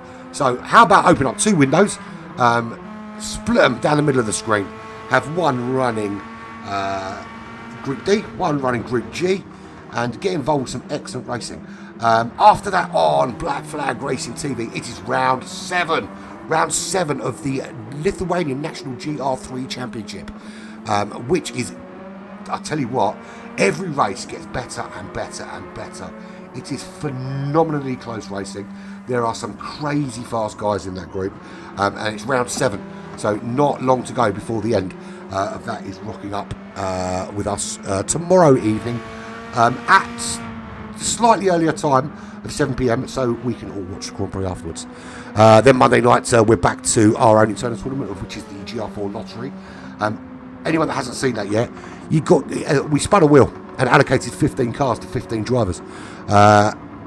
They went through 5 rounds. Most people have kept their cars. A few have re-rolled. Some. One that ended up with a Suzuki Swift of all cars. But that continues with round 6, that on Monday. And Wednesday evening, it is Black Flag Racing versus Virtual Racers Club, the first of a 4-meet tournament to see who is the best racing team out of us 2. It's not as the best. It's just a bit of fun, so we can basically for a bit of bragging rights. That's about it. But there we go. That's on Wednesday. Then Thursday, Friday. Oh no, how can I forget? Tuesday.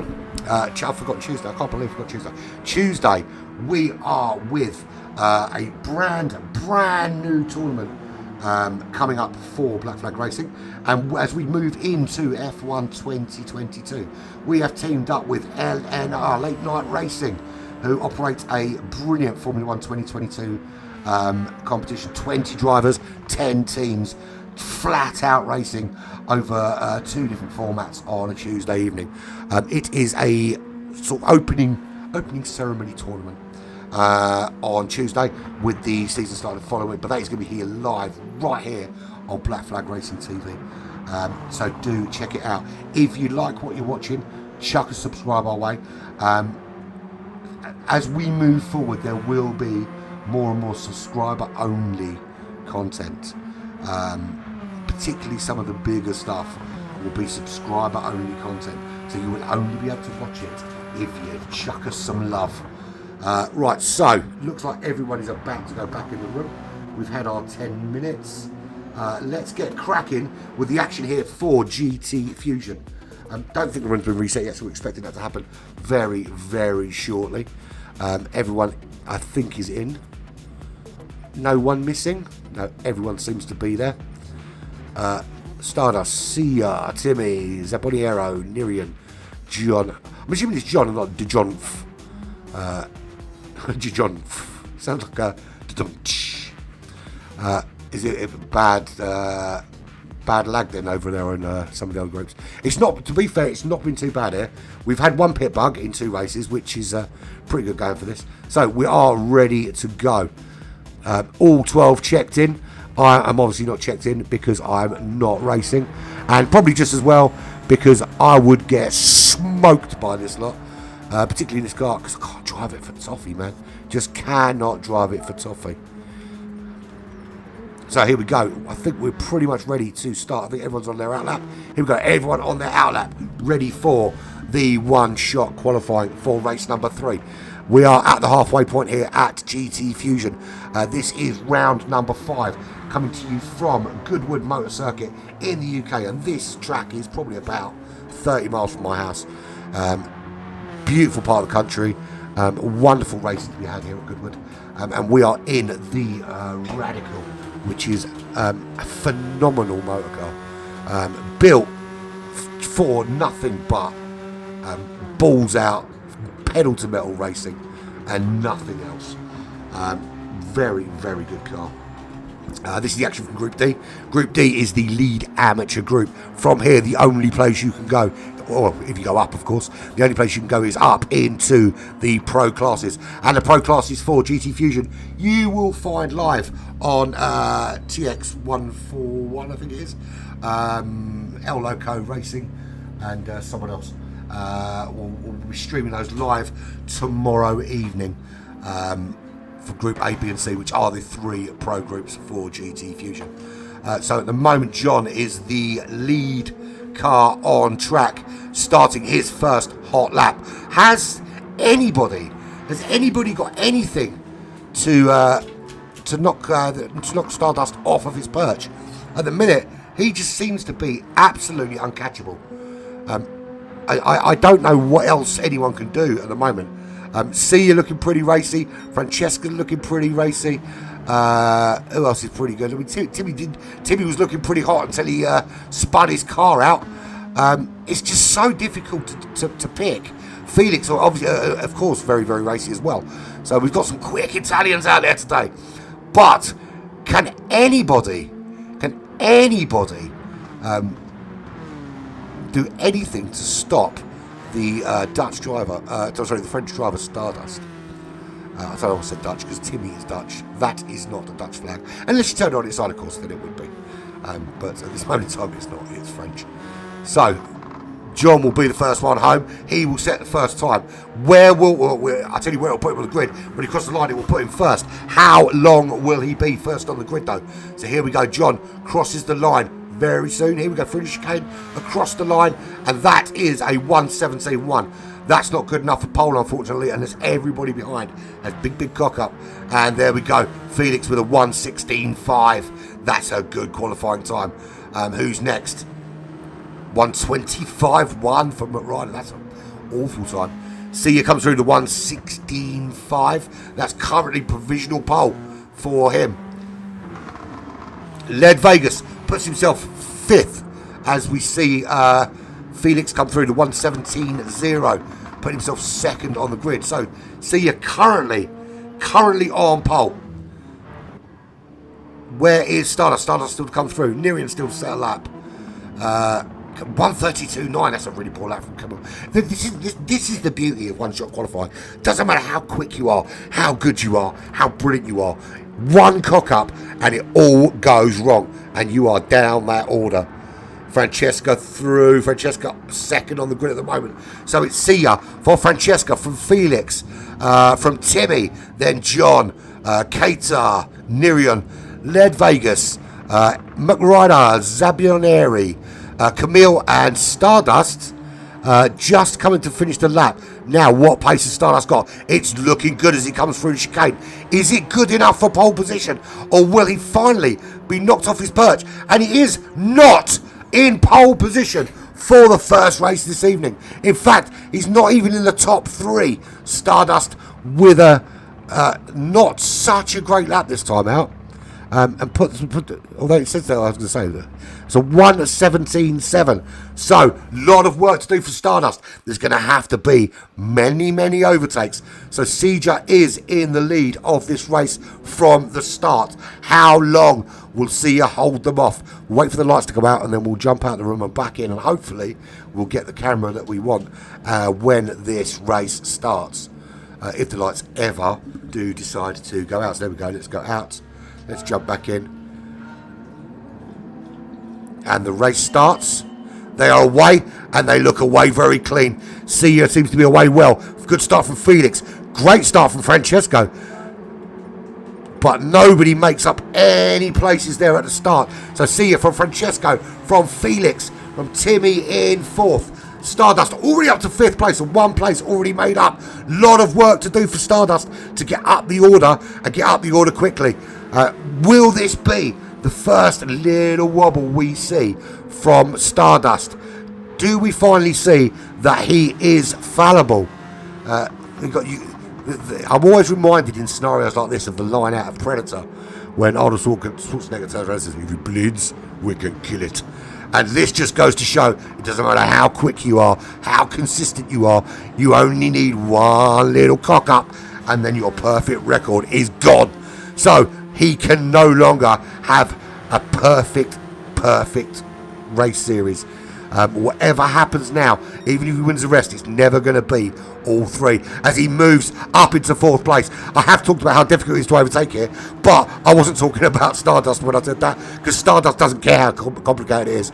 You know, it's always one thing to catch and another thing to pass, but when you're as quick as Stardust, there's always going to be a way through. I'm already tucking in under the back wing of Timmy there. Sia trying to pull away, drive for the Czech Republic, half a second up from Italian driver Francesco CF 1991.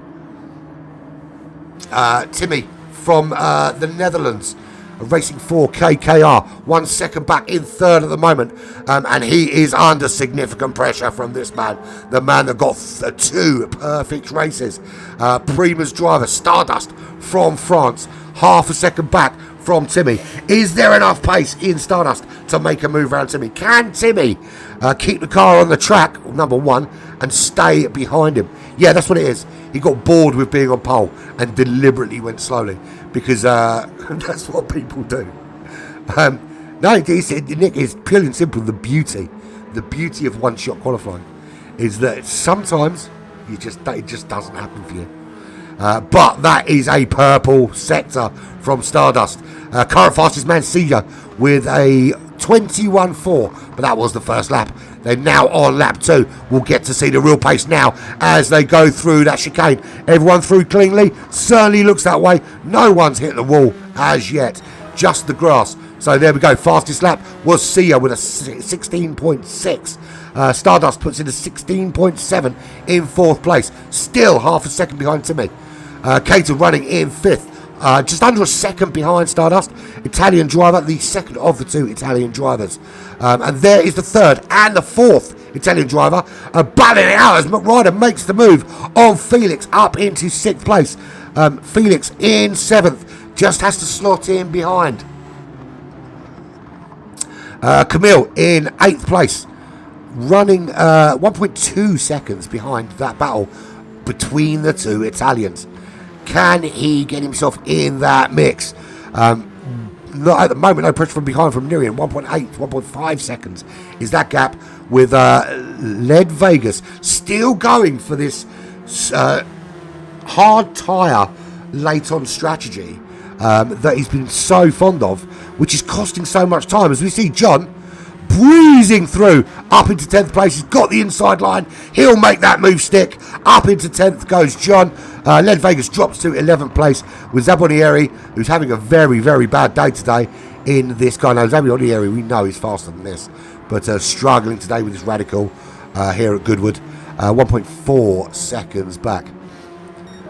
There is Sia in the lead. 1.1 seconds now is the lead of this race. Now, remember the amount of time Sia made up on Francesco just by staying out an extra lap. If that happens again, with the current lead being 1 second, he's going to come out somewhere around 7 seconds clear, bearing in mind the gap before. And if you can do that without picking up that dreaded 3-second penalty, who knows what can happen, because Stardust is still behind Timmy. The top 3 being Sia, Francesco, Timmy, and then Prima's driver. Stardust there in 4th place, 1 second back. Not being able to find a way around Timmy. Going to have to look at alternative strategy. Now, that might be stay out longer than Timmy. It might be try the undercut. Although I think we've already seen the undercut doesn't really work here. The overcut seems to be much, much stronger. Certainly if you've got the pace. It doesn't work if you've got out on the hard tyres. Because it's just not working for... I forgot his name, for poor Led Vegas back there in 9th. His pace would suggest that he probably could do better, but it's not working out right now.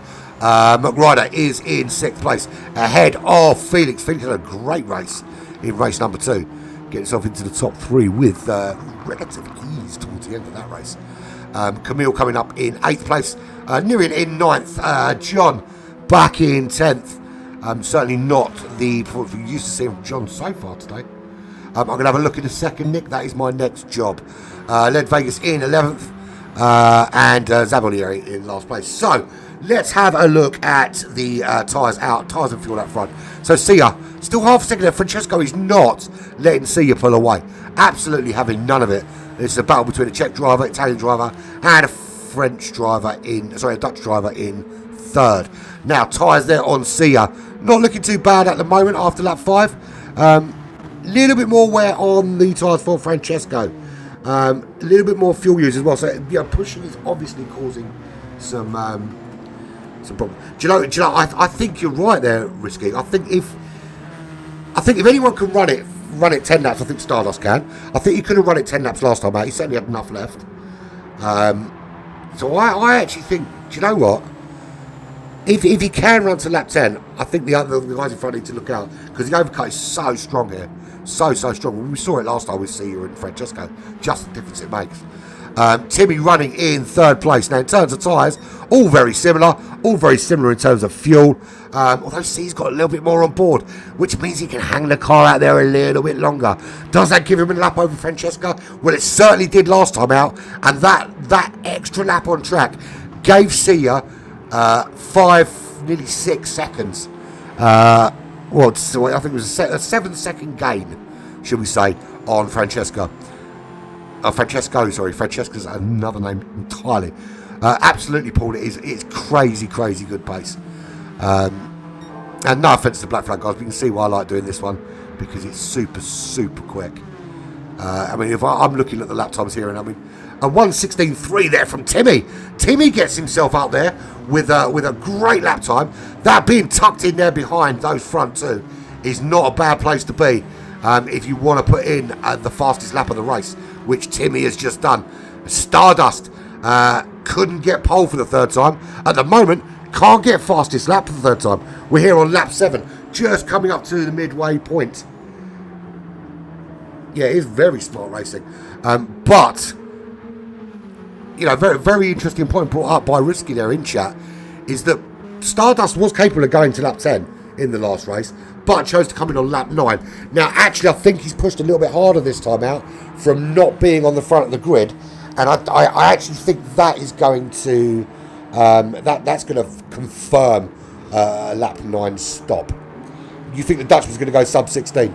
I like you Dutch guys, Nick, but I'm calling bullshit on that one, mate.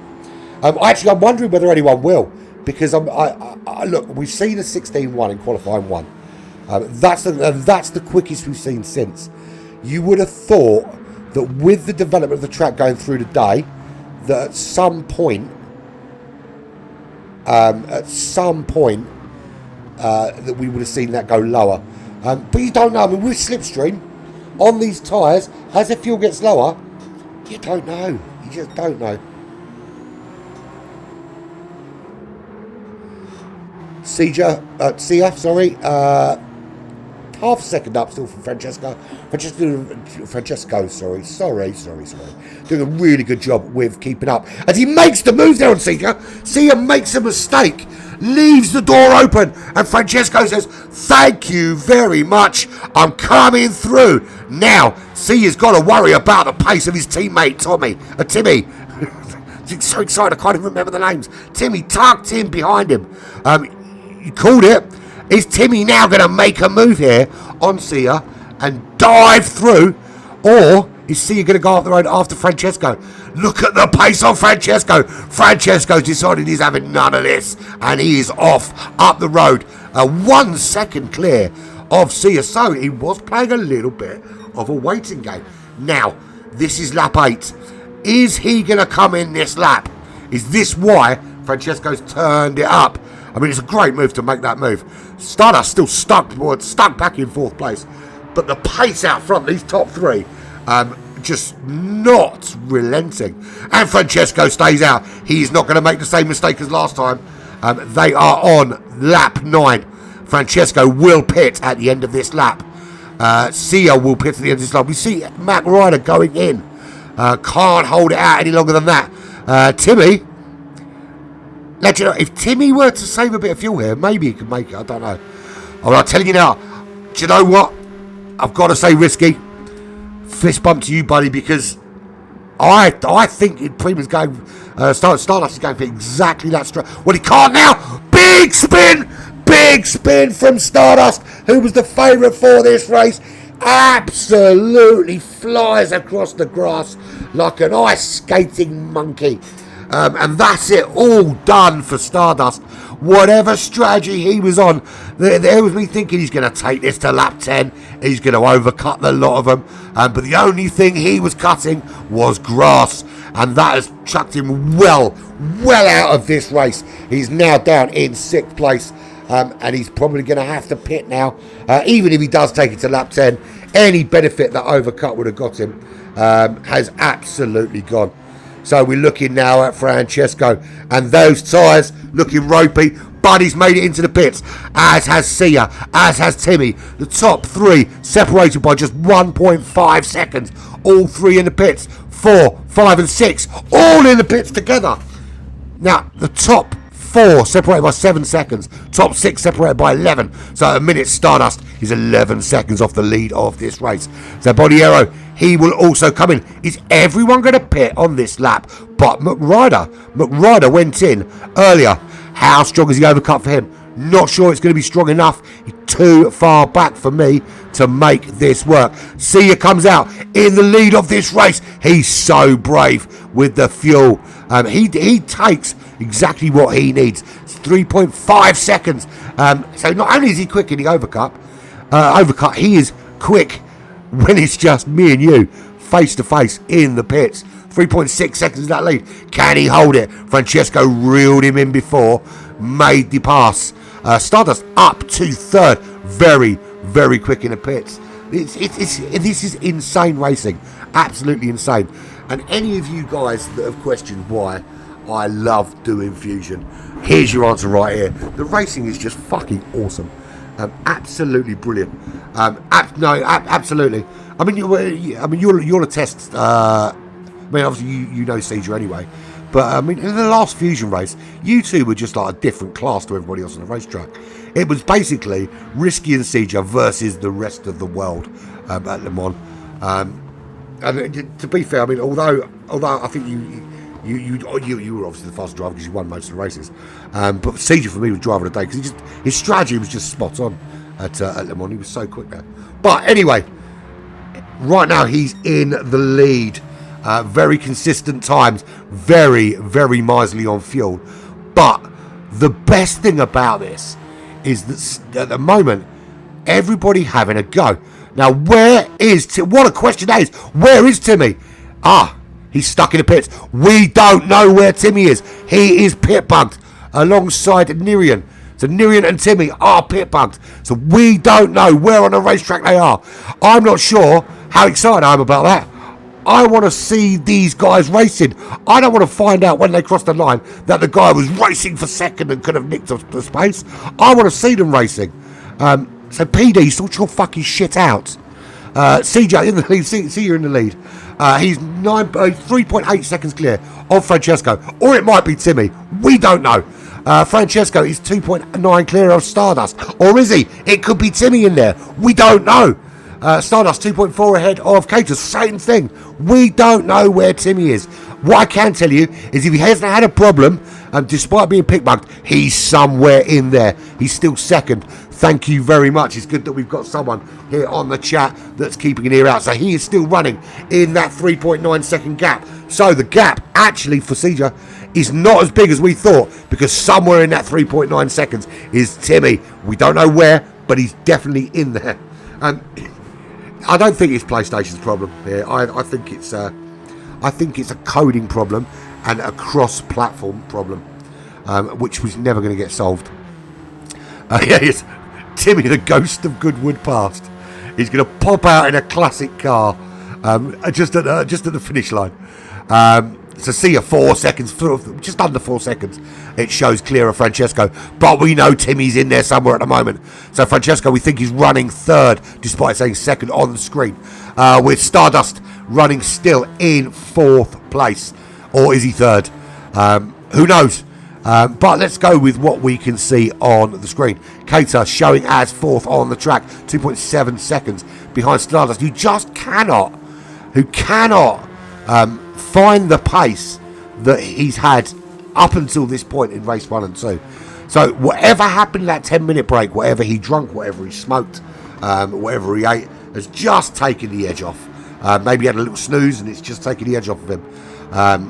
And he's not giving it the same beans as we saw in race 1 and 2. Just opening my my can of Pepsi. A bit of product placement there. If you want to send some cans my way, Pepsi Co company, please feel free. You can quite happily stick me on a can alongside Lionel Messi. That'd be great. 2.6 seconds to Cater. 3.2 to Felix. Felix is 9 seconds clear of McRider. We saw McRider have a spin in race number 2. We saw Timmy have a spin in race number 2. What we did see Timmy do in race number 3, though, is chucking an absolute stonker of a lap, a 1:16.3. John back in 7th, 2.9 seconds back from Ryder, with Led Vegas on the medium tyres. Can he get something out of this car today? Look, don't get me wrong, he's making up positions. Starting on those hard tyres, it is giving him a position or two. So the strategy is kind of working. Orangina, no thank you. Orangina tastes like old lady pants. 5.6 seconds he's back at the moment. 2.3 ahead of Camille. I want to apologise for my comment about Orangina tastes like old lady pants. If you want to send me some money, I will tell the world that Orangina does not taste like old lady pants. It tastes like young lady pants, maybe. Who knows? Let's wait and see. Let's send me some money first. 2.3 seconds to Camille in 9th place. Zaboniero is in 10th place. Or is he 11th or 12th? Because Timmy and Nirian both pit bugged. We don't know where they are. But we do know that Timmy's teammate, Sia, is in the lead of this race. Now, the gap to Francesco, who we believe is in 3rd, is 6.6 seconds. We don't know where in that equation Timmy is right now. We will find out in just one more lap. So here we are, lap 14, race 3, round 5, Lounge D, GT Fusion here at Goodwood in the Radicals. Brought to you by Thrustmaster and a host of other sponsors, who I should probably put on the screen to be fair. Sorry, Fusion, there we go. There's your sponsors right there. I forgot to put up on the screen. Well, they're not giving me any money. It's not me getting the cash, though. I'm not going to get told off. 6.5 seconds clear of Francesco, we believe. So there we go. There is Seja starting lap 14 of this 15-lap race here at Goodwood. He comes through. He is some way ahead. Just how far ahead of Timmy is he? His teammate is somewhere in this mix. Somewhere between Seja here and Francesca here, who has Stardust 1.3 seconds behind. Is Stardust able to make a lunge for the top 3? Can Stardust ensure that at least it's 3 podiums from 3 races? Or is this the race that Stardust forgot?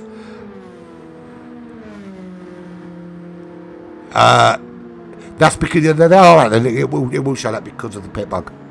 They are out there somewhere, but we just don't know where. There is Cater in 4th place, or is it 5th? No, 5th place. Running in 5th. Felix running in 6th. McRider in 7th, we think. We don't know where the other bugged driver is. John, we think, is in 8th. We think Led Vegas is in 9th. So, last lap for everybody. There is Sia on the final lap. He rounds this last right-hander to head down towards this chicane. At the end of this lap, into the chicane. He's through clean. He's out the other side, and he goes to cross the line to win race number 3 here at Goodwood. And he crossed the line in the lead.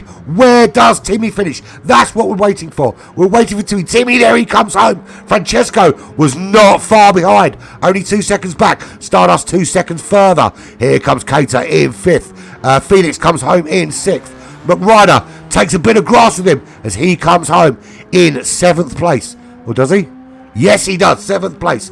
And there is John coming home in 8th, 4.2 seconds back. Now, 7 seconds up the road. There is Led Vegas. Led Vegas has Camille right in behind.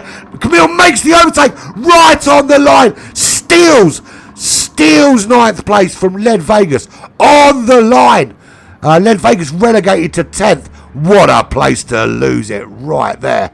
Zabonieri in, it appears to be 11th place, comes through the chicane, 24 seconds back from a stricken Led Vegas.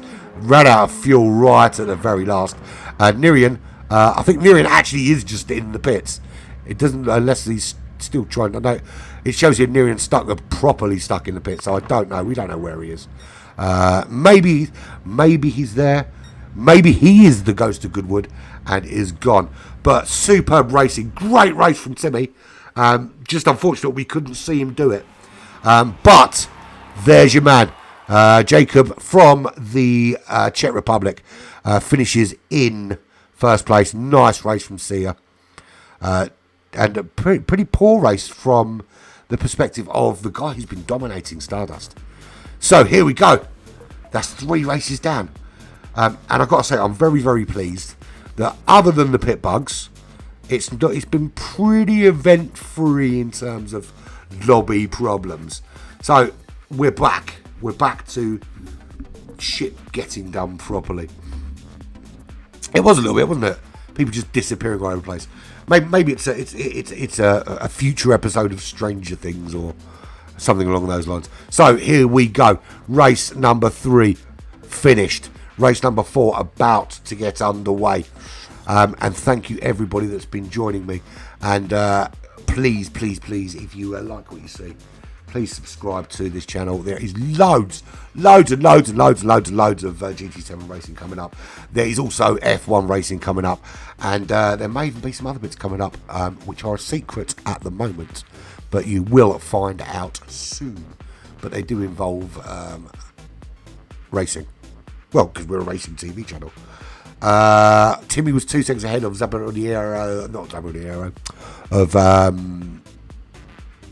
Francesco. So about 4 seconds, thereabouts. Look at me doing some math. But thank you, Lucas, for helping out with the math. Okay, so everyone on their outlap. Here we go. This is the final race. 15 laps of Goodwood. What are we looking for here? Can Stardust redeem himself after a poor race 3? Can he assert his dominance once again over the rest of this racetrack? Has Sia now got the measure of this track, and can Sia take this to the end? Has Francesca got the extra little bit of pace to steal it? Been really racy all day, just trying to find a way through. Is it there for him? We're at Timmy. Can Timmy make that extra push? Remember, Timmy got the fastest. I think he did get the fastest lap, didn't he? Timmy got the fastest lap in that last race. So we know that he's racing. Can we watch an entire race like we did in race 1 without anybody getting stuck in the pits? How utterly awesome would that be? So,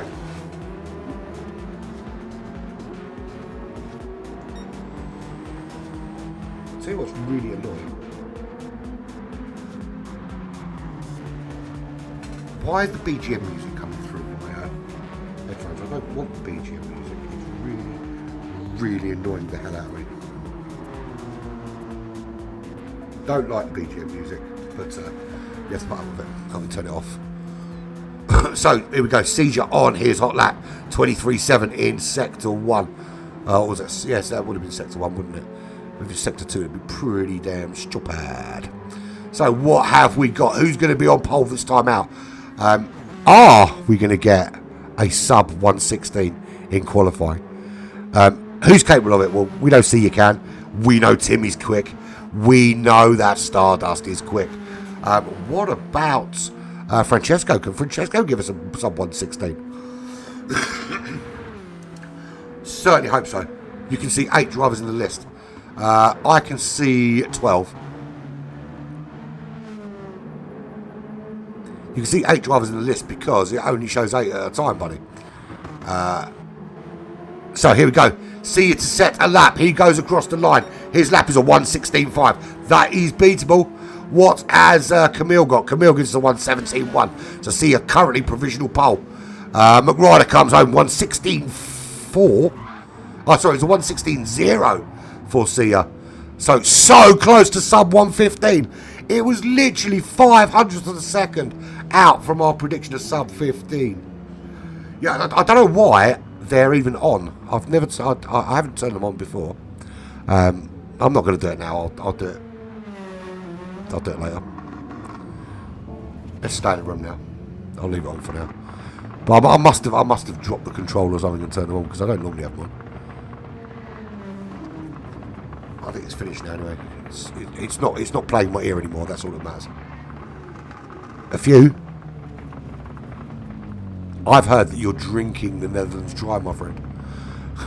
So see, he's on pole. Timmy comes home, 16.2. So it is KKR dominating the front row. McRider on row 2 alongside Stardust again.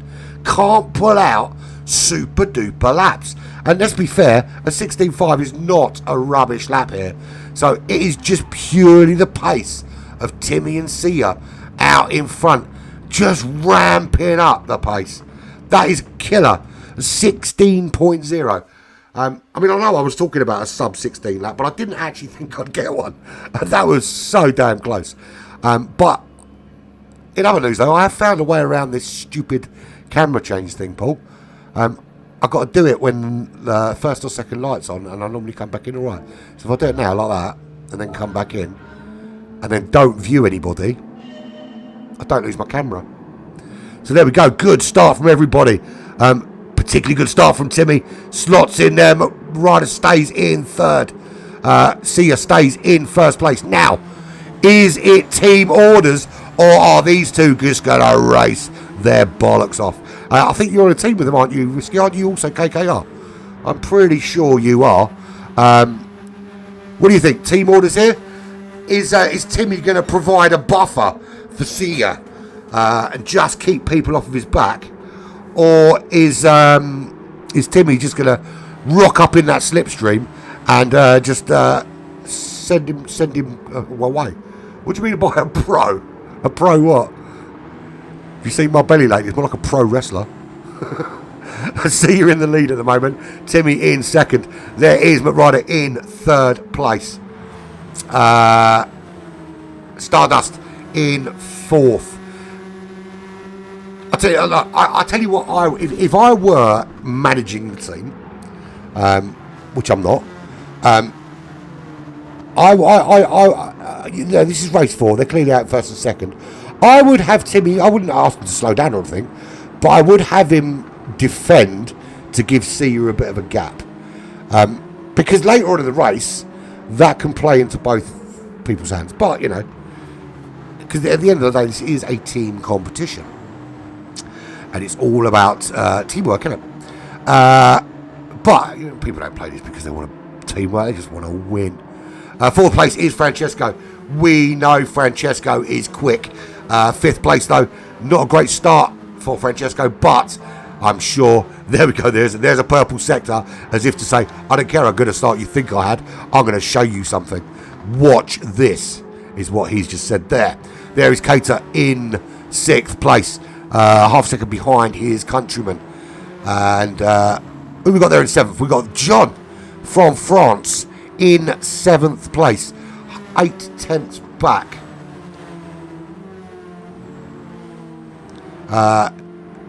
Led Vegas again going for that hard tyre strategy, but this time running in 8th. Does he get swallowed up again? That's the question. As we just see Nerian pulling a move there on Camille. Camille pulling the move back again. Back up the inside. Not letting that happen. Nerian again. Going to make the move. No, they have to tuck in to go through the chicane. You cannot go side by side there. Doesn't happen.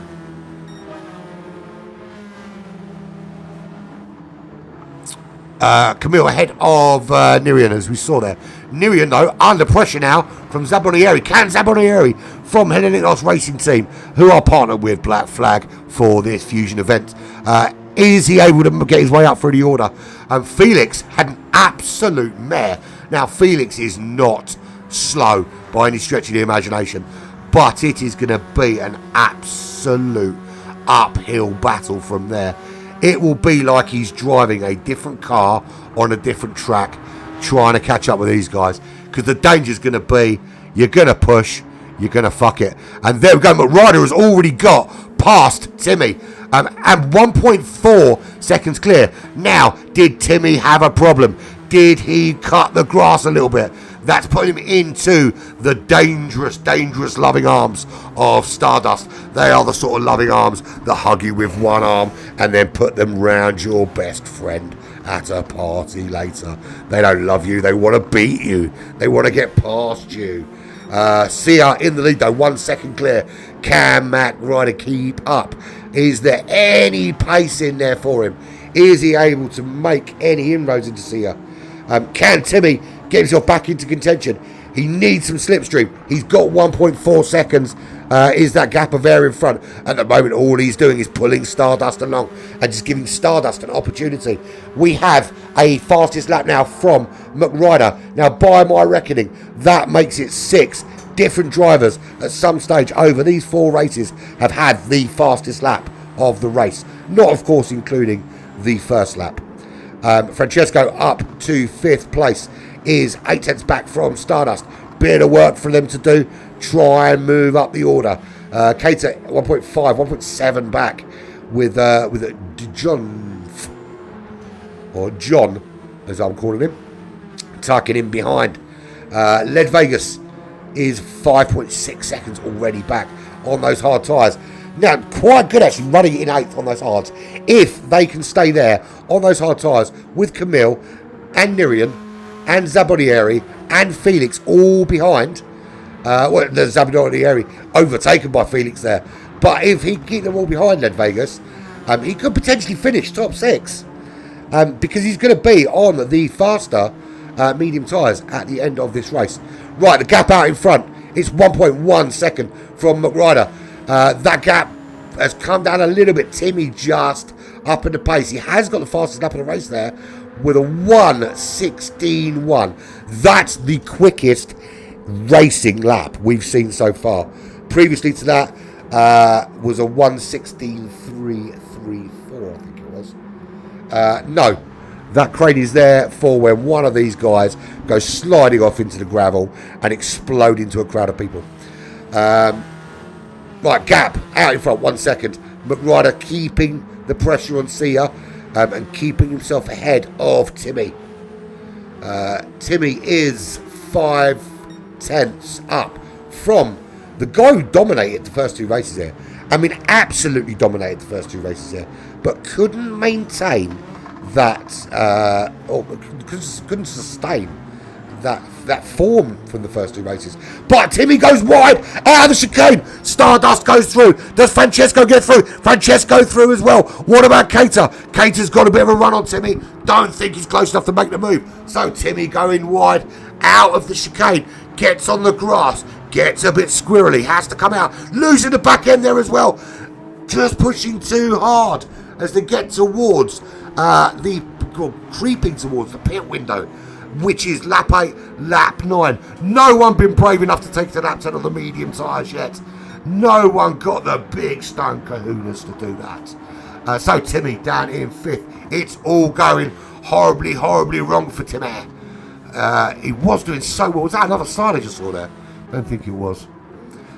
That was great performance in the last race from him. I'd love to understand what you said to Celestino, but I've got a clue. If anyone can translate that for me, that would be awesome. I mean, I know I could copy and paste and click it to Google Translate, but that would involve some level of effort from my part.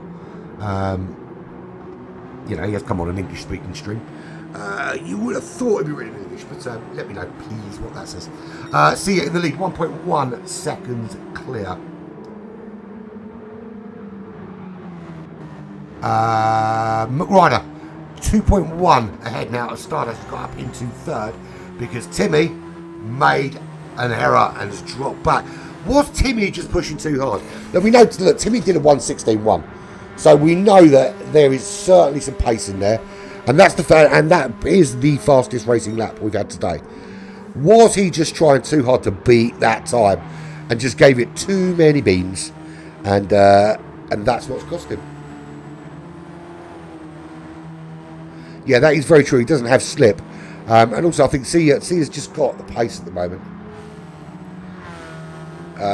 The lag's not too bad in here. Not for me, anyway. I've seen worse. I don't know. I mean, I've got a very, very stable connection. In fact, we've got 2 internet connections in our house for the very reason that I need a stable connection. Everything's hardwired, very stable for me. I do occasionally see lag. It's not really that scandalous, but I bet you if I could go through this and I could tell you who's running a PS4 and who's running a PS5. Be interested to see if I can guess that. Yeah, do you know what? I'm going to try and catch your races as well tomorrow, Risky. I am streaming tomorrow, but I will try and catch some of your races. I might stick on in the corner while I'm streaming. So where are we? Lap 8. Pit window is open. Who's going in through the open window? Would it be Seja? The answer to that question is no. Seja is staying out at least one more lap. Will it be McRider? Possibly. That back right tyre not looking too healthy. Stardust? No. He'll definitely be staying out. Now, if there was ever a time for Stardust to hang this out until lap 10 and give it a crack, this has got to be it, right? This has absolutely got to be the right time to do it. And someone joining the room at this stage is going to really affect the lobby. We found that people joining or leaving rooms during races really does mess with the lobby. And why anyone would jump into what is clearly a race they're not in, it beats me, but there we go. Anyway, there we go. We have got Stardust in third. Now, potentially, if he hangs this out till lap 10, this could change things up. So Matt Ryder jumps in. He had to go in then. The tyre wasn't going to hold out. So he's in at the end of lap 8, as is Jonth. So Sia now 3.3 seconds clear.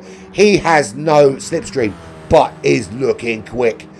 Stardust has no slipstream. He is also looking quick. But fuel-wise, Sia possibly can hang this out. It wasn't a dig at Unix. Someone did just join the room and left the room. I think they have. I think they both have for 10 laps. I don't think either of them have got anything to lose by giving it a go, in all honesty. Particularly Stardust. Stardust already has 2 wins under his belt. Right? He's currently comfortably, I would say. I mean, Timmy's back up into the top 3, but Timmy's going to have to pit this lap, whatever happens. Going to have to pit this lap. He's a couple of, almost 3 seconds back. I don't think they've got anything to lose by hanging out there, especially Stardust. But they are going in. I don't think they needed to. Really don't. I think they both could have. If I was in their position, I wouldn't have been because I'm not that quick. But if I was in their position, I would have stayed out there. Oh! Timmy's missed the pit entrance. Timmy has missed the pit entrance and is out on track. Timmy is not going to make it round a lap. He's going to fuel map 6 it and hope for the best. Caterham is going to take the lead of this race. Did they? But no, I think they both crashed. It looks to me like those two have crashed. So they are both going to run out of fuel. What an absolute disaster in race number 4. These two have had an accident coming out of the chicane. Neither have been able to get in the pits. Both run out of fuel. And there we go. Caters goes first. What about Timmy's? Timmy's still got a little bit, but that is going to run out soon. He wants to get as close as he can to the pits. So, did any cars run to lap 10? Yes, they did. Did they mean to? Hell, no, they didn't. What an absolute disaster. So, big coming together there. That I definitely have to say to replay for. I don't know what happened, but it sounds like fun. As Timmy does run out of fuel. He's currently the lead of this race. Not going to last long. Here comes Sia. Look at Stardust, tucked right in under Sia. They go round the 2 stricken cars of Timmy and Cater, and it is race on. Stardust starts to ramp it up. He is tucked in 2 tenths under that wing of Sia, and it is on. Look at the fuel. Look at the tyres. There's very little in it. They're both on the hards. They're both very quick. This is going to be an absolute photo finish. Here we are, lap 10, race number 4, round number 5 of GT Fusion. And the shit is about to go down. We are literally minutes away. Siege on the grass. Stardust almost follows him. He's tucked in that slipstream. He just needs one mistake, one door to be left open, and Sieger is going to make sure he doesn't, or at least try. But I tell you what, Stardust is waiting, just waiting, as we see Cater and Timmy going into the pits finally with their stricken cars. Timmy might have the fastest lap of the race. And he might even hold that fastest lap of the race. But this is a race he's going to want to forget. Absolute disaster for him. He had a spin in race number 2. He's had a couple of big coming togethers in race number 4. It's a day that you do not remember or want to remember. So the gap is 3 tenths. Sieger from the Czech Republic out in the lead. Just from the French driver Stardust. Stardust who dominated race number 1 with a triple whammy. Dominated race number 2 with another triple whammy. Fell off the pace a bit in race number 3, but he's got back on it again here in race number 4. He wants 3 wins from 4 races. He's going to get 3 podiums from 4 races because these guys are 10 seconds clear of all people Zabodieri. He has just been overtaken by McRider, but they are 11 seconds back. This is where the action is. Nowhere else on this track have we got anything going on other than this. And I apologise to anyone on this racetrack that thinks they've got a race on, because it is nothing like this one. Seja has opened the gap up a little bit to half a second. It looked to me that they had it coming together. They were both really slow. But here we go. Seja under pressure. How does he cope under pressure? His teammate is here in chat. He'll let us know that this guy is cool as a cucumber. He will not let Stardust tucked in there behind him phase him. They will just keep going. He'll keep hitting them apexes. He will keep defending his line. He will keep his foot in. And he's already starting to show with a bit of a gap opening up. It doesn't matter what you've got, Stardust, he says. He says, I know you were quick, but you're not catching me today. You get the first two races, you're not getting the last two. They belong to Seja. Those wins are coming back with me to the Czech Republic. And the gap is almost now out to 1 second. If Seja can drop this slipstream, he has got this race in the bag. Has Stardust got anything else left to give? As we see Zabonieri going into the pits. Is that a second pit stop then? Certainly looks to be. Because there's no way that he ran that long on medium tyres. So, 0.7 of a second. This is lap 13. We're coming up to the end of lap 13. And what we want to know is has Stardust held something back for a final big push? Nirian, another pit bug for Nirian. It's not going well for him, is it? So, Seja is 0.6 up. Fuel-wise, quarter of a tank left. Plenty to get to the end. Similar for Stardust, so it's not going to be about fuel. It's going to be about pure, unadulterated pace. Absolutely unadulterated. Seja in the lead by half a second. Stardust, when he came out of the pit, Seja get on the grass there, but he seems to get away with it as they both go clean through the chicane. Not so for Timmy and Katura, who had a coming together there and are essentially last in this race now. So what has Seja got? Can Seja open it up? Because the gap was 0.2. Then it was almost out to a minute. It has started to close in again. Has Stardust just started to ramp this up again? Does he want to go for his triple threat of wins? He can't get the perfect race. That has been taken away from him. It was taken away from him in the last race, having a perfect race meeting. But can he get himself 3 wins from 4 races? Or is Seja going to help make him share the honours? Seja, of course, missed race number 1. Could not get in the lobby for love nor money. Whatever was happening was just keeping him out. Did finally get in when the race got underway. Joined us for race number 2. And I said that it was just a shame that he wasn't in before race number 2 started, because I knew the pace this boy had, and I knew this kind of racing would be possible with Seja in the room. But here we go. We are just completing the penultimate lap of the race. They go through the chicane. It is Seja 0.7 up from Stardust from France. They are both in the radical. This is Goodwood as the light begins to fade here at Goodwood. There are blue flags ahead. Do those blue flags come into play? Are they going to slow Seja up enough to allow Stardust to make a move? Or does Seja get through and Stardust get held up? As we see Seja just ramping it up as they go through the first sector for the final time. And Seja just says, no, not having it. I don't like you being that close to me, so I'm going to open this gap up. Fastest lap of the race still with Timmy. Timmy had an absolute nightmare though.